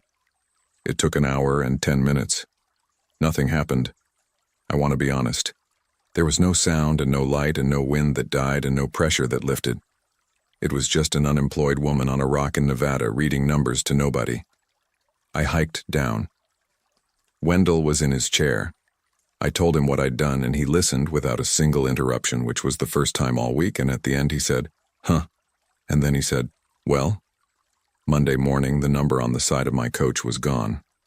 Not wiped. The dust was undisturbed, and there was no 3 in it. There was also, on the panel by my door, in the dust in a place I had not touched, a small, clean 5-mark tally group. 4 lines and a diagonal. That's the last physical thing that happened to me. The hose was still split. Wendell had a length of heater hose and 4 clamps, and we did a splice that got me to Ely, 22 miles at 35 miles an hour with the flashers on. He rode with me. It was the first time he'd left the pass in, he said, a long while. In Ely, I bought him lunch, and he ate all of it and half of mine. I went to the White Pine County Sheriff's Office that afternoon, and I tried to report June and Hollis Prine, and Trey and Bianca, whose last names I never got, and a man named Roy or Ross with a white flatbed. The deputy was named Fetters, and he was patient with me for 25 minutes, which is more than I would have been. He ran the names. There is a Hollis Prine in Oregon, and he is 72 years old. And when Fetters called the number on file, a woman named June answered the phone. They had never been to Nevada. They had been to Nevada, actually, in 2019, but not this year, not this month. June Prine had never heard of Sacramento Pass, and she was very nice about it, and she asked if I was all right. I could not explain to Deputy Fetters why I started crying in his office at the news that 2 people I had eaten dinner with were alive in Oregon. I still don't fully understand it, and I've had a year. My best guess is that it does not kill anybody. I think it takes them out of the count, and the count is not the same thing as the world, and the part of them it holds is whatever piece of a person is the piece that was here. I think June Prine is at home in Oregon right now, missing 11 days she doesn't know are missing. I think Trey and Bianca are somewhere with a black Sprinter van and a gap they'll never look for. I think that's the best case. I think there are other cases, and I think the notches on the low part of that stone are the other cases. I sent my field notes to the BLM state office in Reno with a cover letter. I got a very polite response 4 months later from a cadastral surveyor who thanked me for my interest, noted that the townships in question are covered by an approved 1968 dependent resurvey, and stated that the Bureau has no record of a GLO contract issued to a deputy surveyor named A.T. Crandall in 1881 or any other year. No record. Not a lost record. No record. I sent them Wendell's photocopy. They wrote back that the document did not appear in their holdings and asked where I had obtained it. I don't have Wendell's notebook. I asked him for it and he said no, which was correct. I do have the raw GNSS files. Everyone. Van, time-stamped, 19 millimeters. Truck with a note that stops mid-word. They sit on 2 hard drives and in a cloud account, and I have never once been able to make anybody understand why they matter. Because to anybody who isn't me, they're a list of coordinates. Here's the last thing, and then I'll let you go. I went back this spring. I drove out on 50 in the same coach and I pulled into Sacramento Pass Recreation Area on a Thursday in April. Wendell's 5th wheel was there, on blocks, with the doormat and the dish. Wendell was not. I waited 2 days. I asked at the store in Baker and I asked at a bar in Ely, and nobody had any idea who I was talking about, which proved nothing, because that was the entire point of him. No lease, no plate, no paper, no name in any book anywhere. I made myself not count, he said. I walked the line on the second afternoon, up to the quartzite stone with the notches on it, and I looked at the top rows, the sharp ones, and I could not have told you whether there was one more than there had been. And I couldn't tell you either whether he'd finally slipped and let something have a number of his, or whether an old man who had spent 11 years keeping other people's names on paper simply got in a truck one day and drove off. And there is no way on this earth for me to know the difference, and that is what he was trying to tell me the whole time. So here's what I'll leave you with. Everything about you is written down somewhere. Your name, your date of birth, the plate on the thing you're sleeping in tonight, the 16 digits on the card you paid for the campsite with. You've spent your whole life being counted and you've never thought about it once, and that's fine. That's how it's supposed to work. But there are places in this country where the counting never got finished, where somebody walked out with a chain in 1881 and turned around, and the paperwork has been sitting open for 143 years the way a wound sits open. And if you happen to park in one of those places, you won't feel anything. It won't feel like anything at all. You'll just wake up one morning and find a number written in the dust on your rig, and you'll think it was kids, and you'll wipe it off. And the next morning, it'll be one lower. And by then, whoever it was that used to be parked next to you, you won't have anything to miss.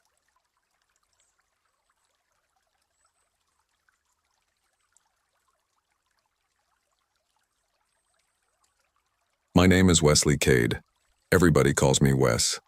I'm 47 years old and I spent 22 years as a diesel mechanic, the last 14 of them in a shop I owned outright in Billings, Montana. Last August, I broke down 4 times in 6 days on 99 miles of highway in Idaho, and every single time there was already a man parked and waiting for me with the correct part in his hand. I want to tell you that story the way a mechanic would tell it, which means I'm going to bore you with hardware, because the hardware is the evidence. I sold the shop in June. I want to get that out of the way because people always ask. I sold it because in about 2021 my hands started doing a thing. It started as a tremor in the left one that I only noticed on fine work, safety wiring, small fasteners. By 2023, it was both hands, and it wasn't only a tremor anymore.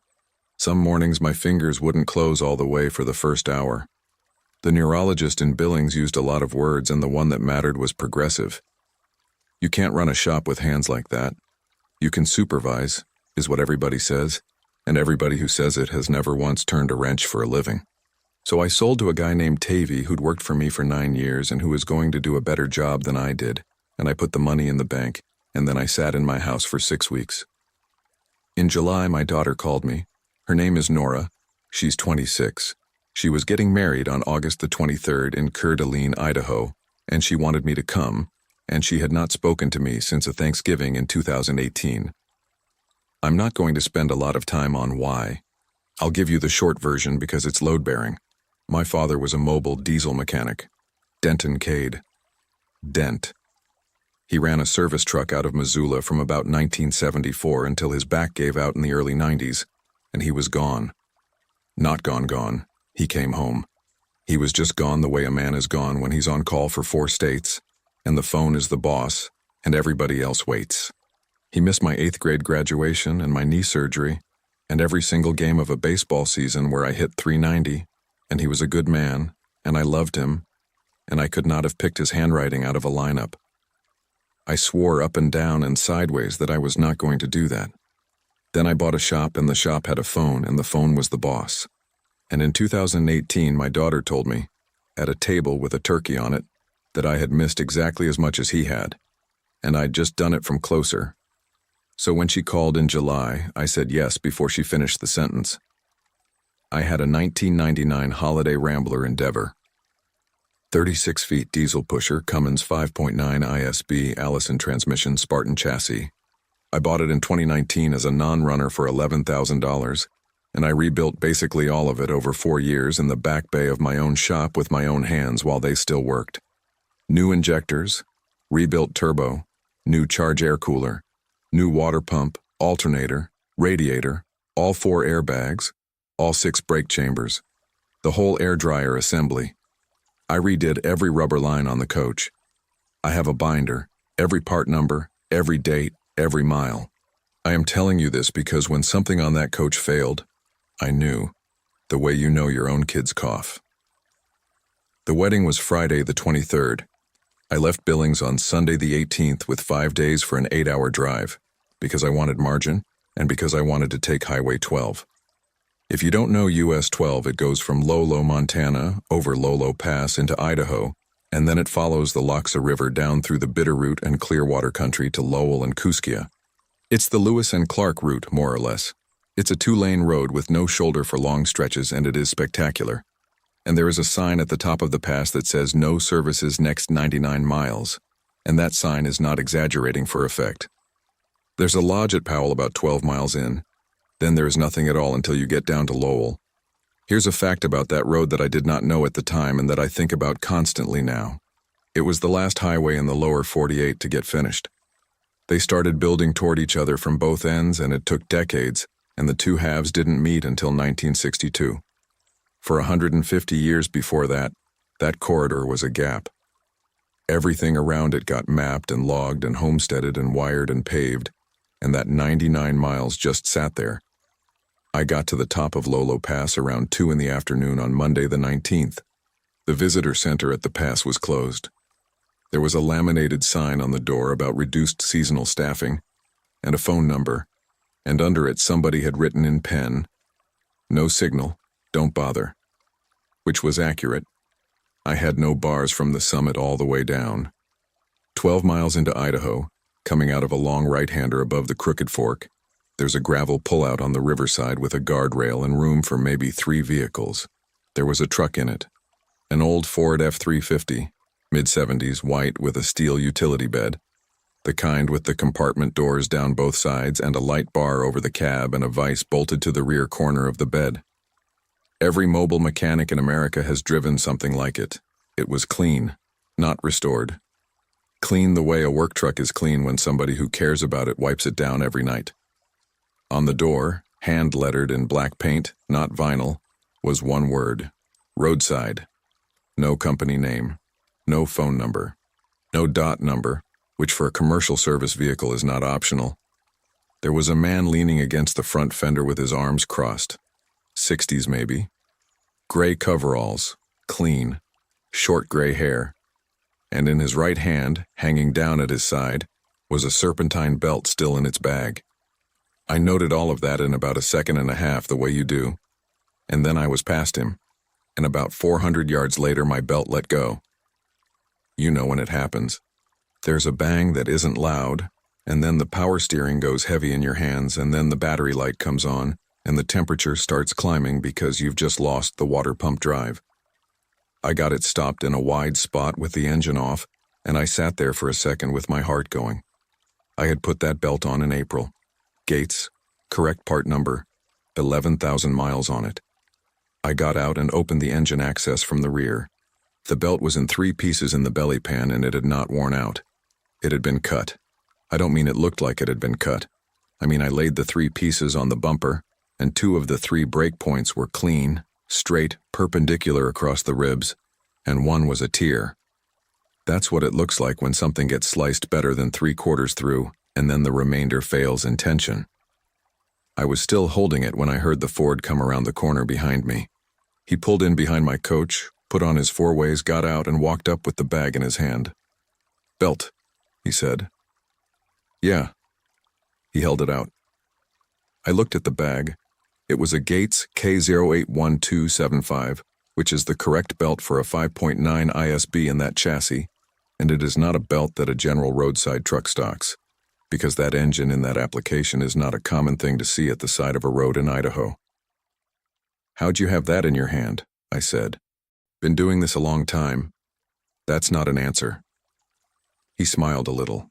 It was a normal smile. That's the part I want to convey.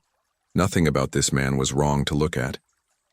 He had grease under his nails and a good honest handshake grip in his shoulders, and he stood the way a man stands who has spent 40 years standing next to broken things. "Name's Cobb," he said. "Westcade." "I know." I let that sit for a second. Then I decided he'd read the name off my registration sticker or the plate or something, because that's a normal explanation. And I took it, the way you take normal explanations. "I'll do it myself," I said. "Sure. I've got a spare." "You've got a spare," he agreed. "Take you 20 minutes. It took me 20 minutes. I had a spare belt in the bay, because I am the kind of person who has a spare belt in the bay. He stood there the whole time and did not offer to help and did not say a word. And when I came out from under with my hands black, he was writing on a clipboard. He tore off a sheet and held it out. It was a work order.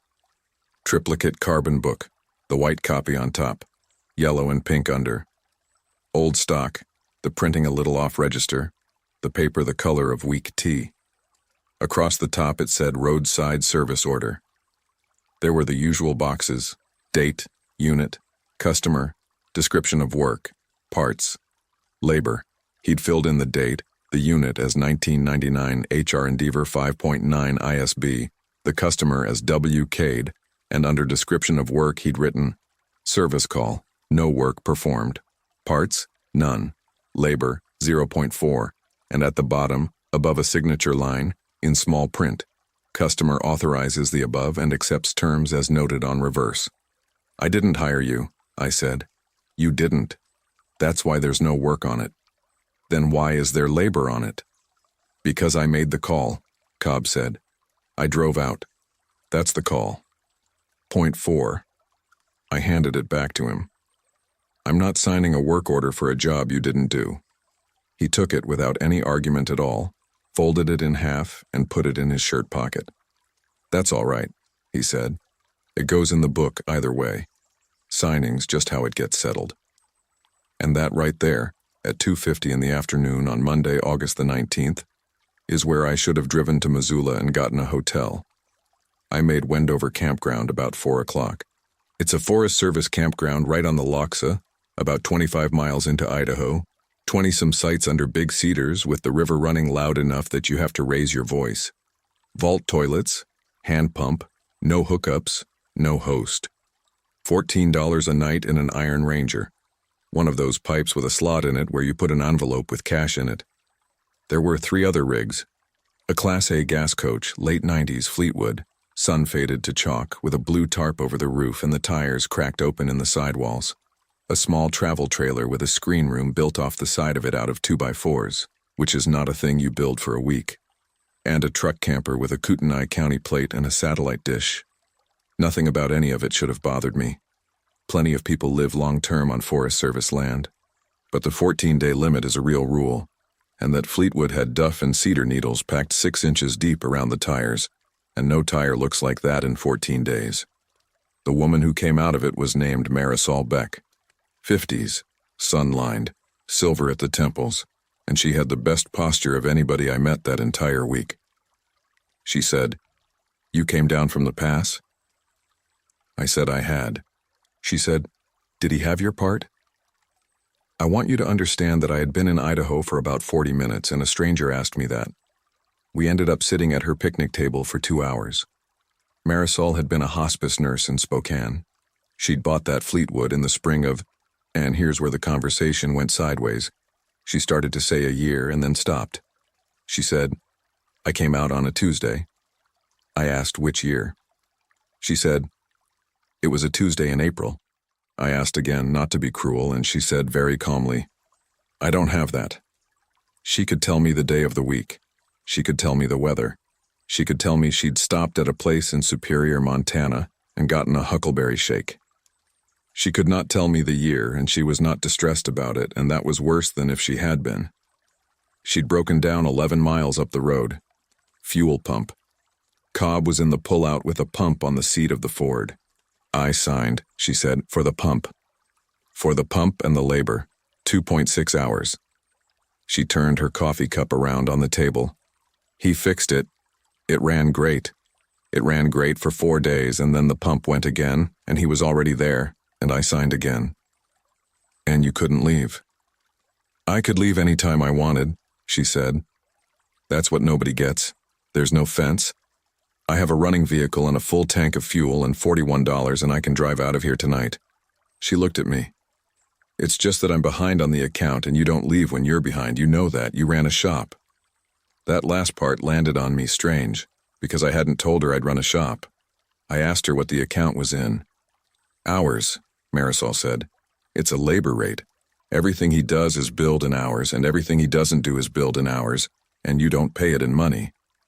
"What do you pay it in?" She said, "Hours." I slept badly. Around 1 in the morning, I heard a diesel come up the campground road, idle for maybe 40 seconds at the entrance and go back out. At 2:30, I heard it again. At 4:40, I heard it again, and I got up and looked out the window over the sink, and there were headlights sitting at the entrance with the engine running, and after a while they backed out and left. Tuesday morning, I met Kip. Kip Halloran was 23 and worked at the lodge up at Powell, and he'd driven down to check on a fishing access. He had a beat Tacoma and a lip full of chew and about 600 words a minute in him. He asked how long I was staying. I said a couple nights, then Coeur d'Alene for my daughter's wedding on Friday. He said, "Then don't take anything from the truck." I said, "You know about the truck. Everybody who works this corridor knows about the truck." He spat. "Nobody talks about it in front of tourists because it sounds insane. But you ask anybody who's plowed this road or run a wrecker out of Kooskia. There's a service truck out here and it doesn't have a name and it's never called for." I asked him what he thought it was. Kip said something I've thought about every day since. "My granddad ran a cat out here in the 50s, building this road," he said. "They built it from both ends for like 40 years. My granddad said the whole time they were working toward each other, there was a stretch in the middle that neither crew had touched, and stuff would happen in there. Equipment'd be moved. Fuel'd be gone. And guys said there was somebody in there working. Not a person. Somebody working. Like there'd been a job going on in that gap the whole time nobody could get in there, and when they finally punched the road through in 62, it didn't leave." He shrugged. That's what he said. He also said Bigfoot stole a sandwich off him, so, you know. I laughed. He didn't much. "Just don't sign anything," he said. And I know that sounds like nothing, but it's not nothing out here. Out here, that's the whole deal. Tuesday afternoon, my Charge air cooler boot let go. I was driving down toward Wilderness Gateway just to look at it, doing about 40, and I lost boost and the engine went into a dead soft nothing, and there was that specific hiss you get when pressurized air is going somewhere it shouldn't.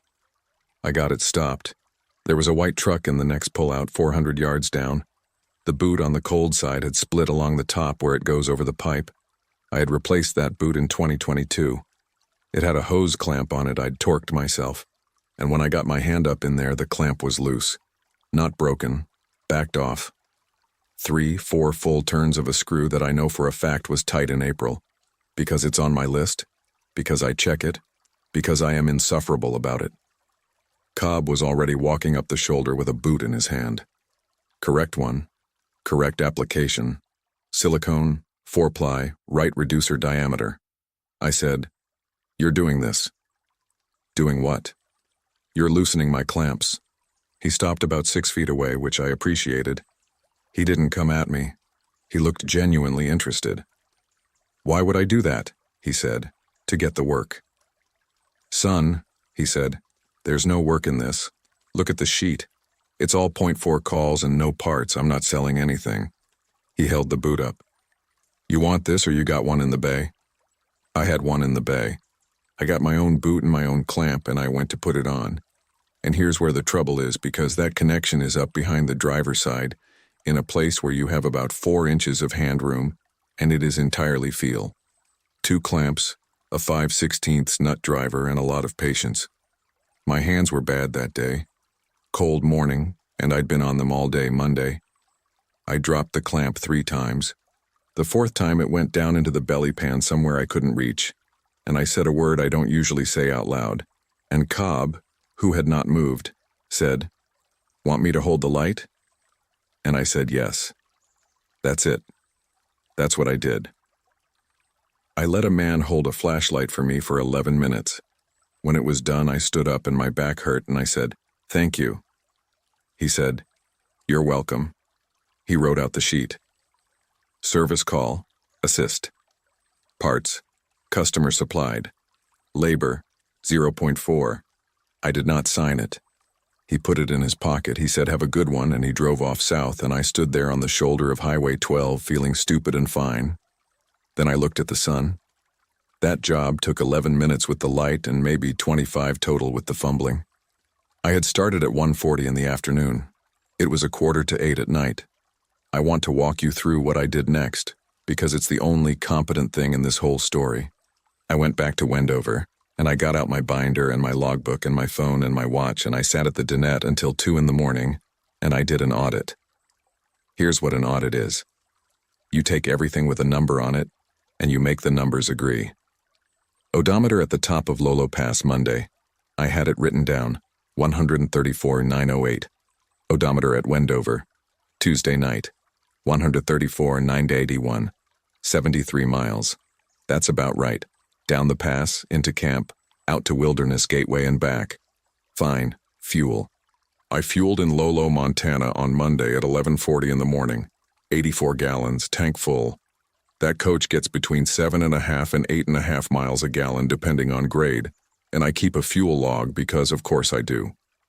Tuesday night the gauge was at a hair under half, on a 150-gallon tank. I had burned something like 78 gallons of diesel to go 73 miles. At my worst possible number, pulling the pass at full weight with the AC on, that's about 600 miles of fuel. Engine hours.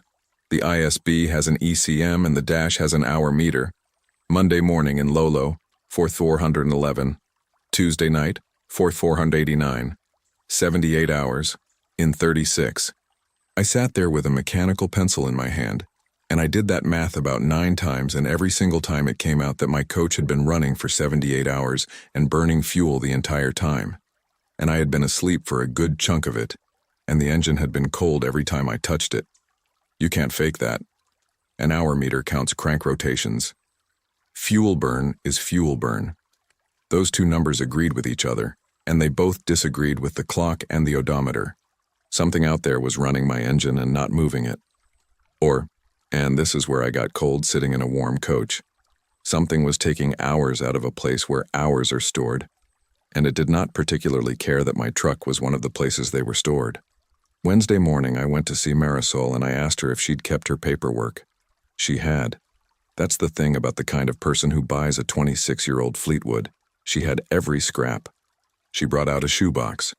There were 41 work orders in it, all the yellow customer copies, and they went from a fuel pump and 2.6 hours all the way up through a laundry list of everything a coach can do, and the labor column climbed.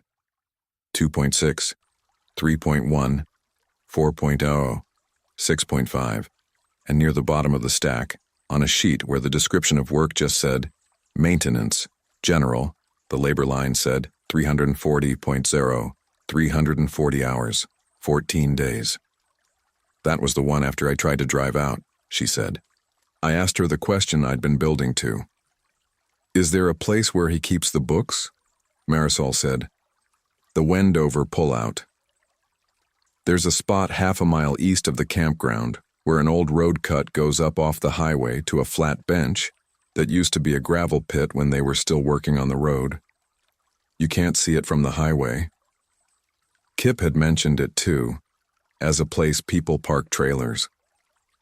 I walked up there Wednesday afternoon. There was no white truck. There was a shed. It was a Forest Service structure, or it had been. Board and batten, maybe 14 by 20, with a rusted stovepipe and a padlock hasp with no padlock in it. And I want to be honest about what I did next, which is that I opened somebody's door without permission, and if that's a federal thing, then I'd do it again. Inside there was a workbench and a vise and a pegboard with the tool silhouettes painted on it in the old style, and every tool was on its hook. There was a parts washer that smelled like solvent, current solvent, not 40-year-old solvent. There was a wood stove with ash in it, and along the back wall, floor to ceiling, there were banker's boxes. I counted 46. Each one had a range of years written on the end in grease pencil. I opened one at random. It was full of triplicate books, the pink copies, bound with rubber bands that came apart in my fingers. The oldest box said 1961-1966. The road was finished in 1962. I sat on the floor of that shed for 3 hours and I read work orders. They are all the same. Date, unit, customer, description, parts, labor, signature. Some of them are pickups and some are logging trucks and some are Winnebagos and some are, in the early boxes, D8 cats and Northwest shovels and lowboys. The handwriting is the same on every single one for 63 years, which by itself would be enough. Most of them are signed. Around 6 in the evening, I got to a box marked 1979-1984, and I want to tell you exactly how this happened because it is the only time in my life I have ever made a sound like the one I made. I was reading fast by then, just flipping, looking at labor columns, and I turned over a pink sheet dated 4 OCT 1981, unit listed as 1976 IHC F4370, and the customer line said Decade, and the signature at the bottom was my father's. I know my father's signature. It was on the title of my first car, and on the back of about 900 checks and on a Christmas card he sent me every year until 2011 that said the same 6 words, that D and that C. The way he crossed the E in Cade with a line that ran back through the whole name like he was striking it out. I went through that box, then the next one, then the one before. Denton Cade, 1977. Denton Cade, 1979, twice. 1981, 4 times. 1982, 1984, 6 times. The labor column on the last one said 96.0. My father did not own an International F4370. My father worked on other people's trucks, which means that at some point in October of 1981, out on 99 miles of road with no services, my father broke down, or somebody's truck broke down, and a man in gray coveralls came out of the dark with the right part in his hand, and my father, who was the best mechanic I ever saw, and who never once got beat by a machine, signed. And then did it again, and again, for years. I sat there in the dark with a pink carbon copy in my hands, and I finally understood something about my childhood that I had spent 40 years being angry about. And I don't know if the understanding was true, and it doesn't matter, because it's the one I have now. He wasn't gone because the phone was the boss. He was working off a bill. I got back to my coach at 11 at night. Marisol's lights were on. So were the lights in the travel trailer with the screen room, which belonged to a man named Dwayne Fry. And I'd talked to him twice, and he was the cheerfulest human being in Idaho. He'd told me Tuesday that he'd been out here since the spring, or a spring, and laughed like it was a joke he'd made before. Thursday morning, Dwayne's trailer was still there, and Dwayne was in his chair out front, and he waved at me with his whole arm. He was old. I don't mean he'd aged badly. I mean I had shaken this man's hand on Tuesday, and he had been maybe 62, and on Thursday morning he was 90 if he was a day.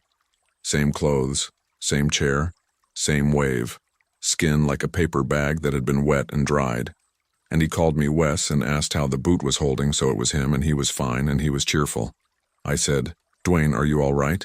And Dwayne Fry said, "Oh, I'm caught up." Then he laughed, and it turned into a cough, and Marisol came over and put her hand on his shoulder and looked at me and shook her head one time, meaning don't.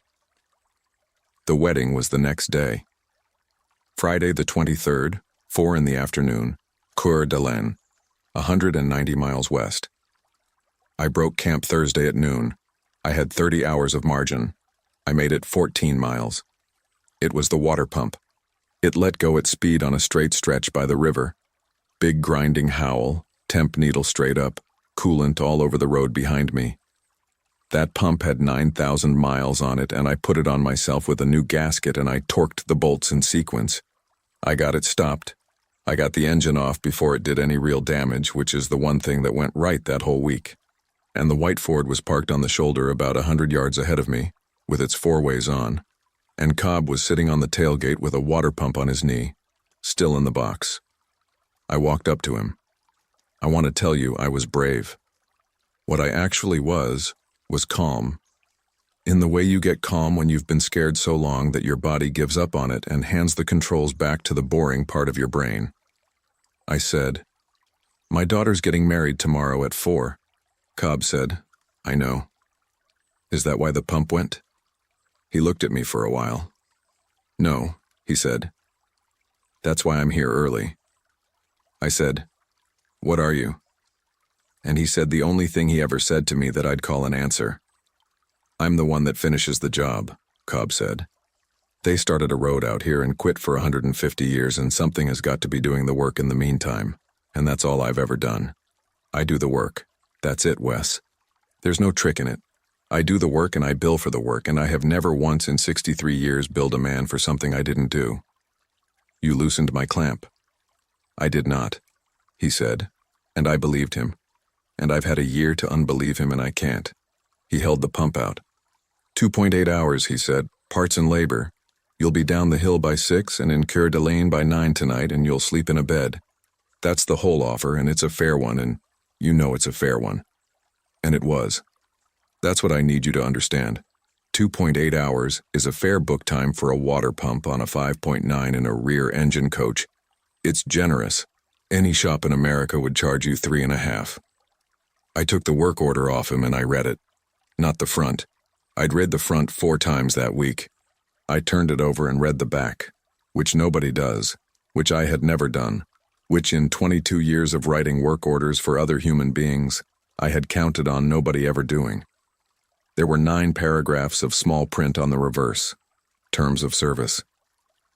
Most of it was normal, limitation of liability, parts warranty, right to retain the vehicle for non-payment. Paragraph 6 said this. I copied it down that night, and I still have it. Labor is billed against the customer's account in hours. The customer's account is not denominated in currency and cannot be settled in currency. Where the customer's account is in arrears, the vendor may draw against any hours available to the customer, in any order, without further notice until the account is settled. Authorization for all work, including work previously performed, is granted at signature. And then the line I'd been looking at all week without seeing. Customer authorizes the above. Above. Not the work described, not this order, the above. Everything above.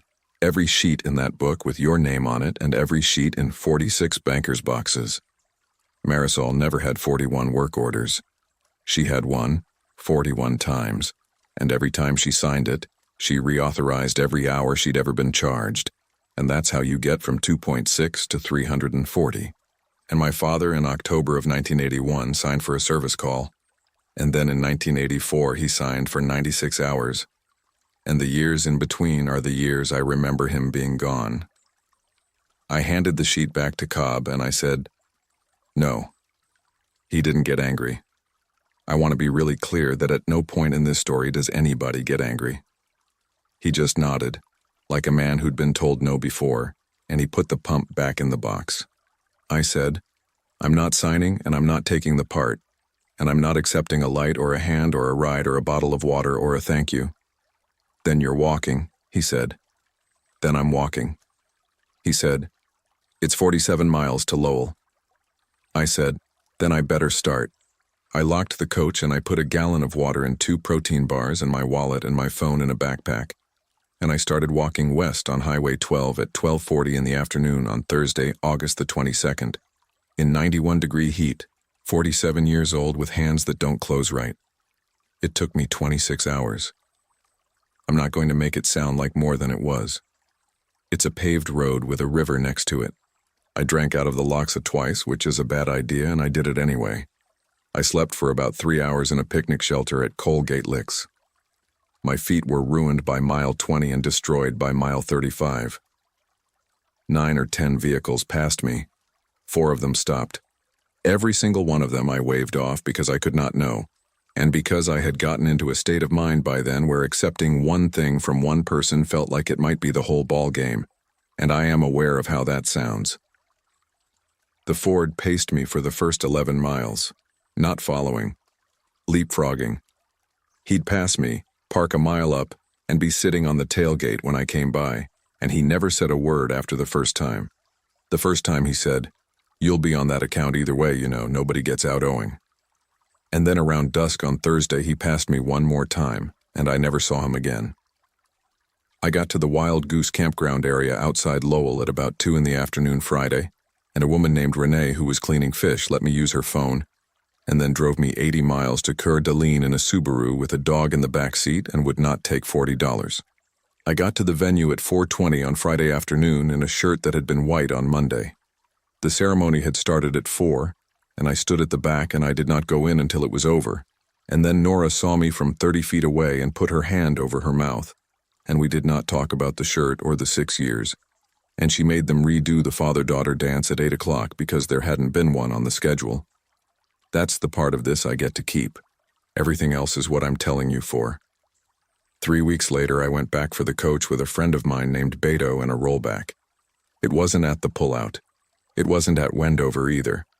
Marisol's Fleetwood was gone, and Dwayne's trailer was gone, and the screen room was gone, and I stood on a flat spot under cedars with 40 years of duff on it, and there wasn't so much as a jackpad print. The Idaho County Sheriff's deputy I talked to was named Whitcomb, and he was decent about it. He ran my plate. My coach was not reported stolen and had not been towed by anybody in the county and had not been recovered anywhere in the state. He asked if I was sure I'd left it on 12. He asked gently whether I'd been under any stress lately, and then because I'd been telling him about the shed, he drove me out to the bench above Wendover himself. There's no shed. There's a leveled gravel pad with a foundation outline that the Forest Service will tell you was a maintenance building removed in 1998, and there is nothing on it, and there has been nothing on it, and Deputy Whitcomb was very kind to me on the drive back. Here's the last thing. Parked at the bottom of the road cut on the shoulder was a white Ford F-350, mid-70s, steel utility bed, light bar, vise on the rear corner. Whitcomb ran the plate on it while I stood there. It came back registered to Wesley A. Cade of Billings, Montana. Current, insured. Registration renewed in June, which is a month before my daughter called me. The keys were in it. In the utility bed, in the second compartment on the driver's side, there's a shelf, and on the shelf there's a triplicate book. The top sheet is filled out. Dates for tomorrow, whatever tomorrow is. Units a 2011 Ram 2500. Customers a name I don't know. Description of work says fuel filter. Restricted. And it's in my handwriting. Not close to it. Mine. My 4s with the open top. The way I do a capital R. I have not driven that truck. I want to be very clear about that. I left it there. It's been 11 months. But I want to tell you what I have done because I think about it more than I think about anything else. I've priced out a water pump for a 5.9 ISB about 40 times. I keep the tab open. I know what the part costs and I know what the book time is, and I know to a certainty that 2.8 hours was a fair number, and there is a place in me that is not scared of any of this at all and just thinks, well, somebody's got to do the work. My father signed in 1981, and I have spent my whole life resenting a man for being gone who was, as near as I can figure it, out there paying for something. And I got out. I walked 47 miles and I got out and I danced with my daughter.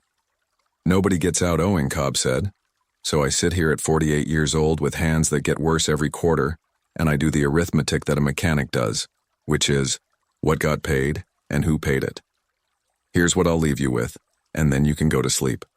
If you're out there somewhere on a bad stretch, a long one, a road where the sign says no services and means it, and your rig quits, and you get out, and there is already a truck on the shoulder up ahead with its four-ways on, and a man walking toward you with the right part in his hand, I know what that feels like. It feels like the single luckiest moment of your life. It feels like grace. That's not a trick, and he's not lying to you, and he will fix your vehicle better than you can, and he will charge you a fair price for it. Just do one thing. Turn the paper over, read the back. All 9 paragraphs, in the dark, on the shoulder, with the flashlight he is holding for you while he waits patiently the way he has waited for 63 years. And then look at that last line one more time, the one you've signed 1,000 times in your life without ever once reading it, and understand exactly what the word above means. And walk. It's 47 miles. You can do 47 miles. You've got no idea how much cheaper it is.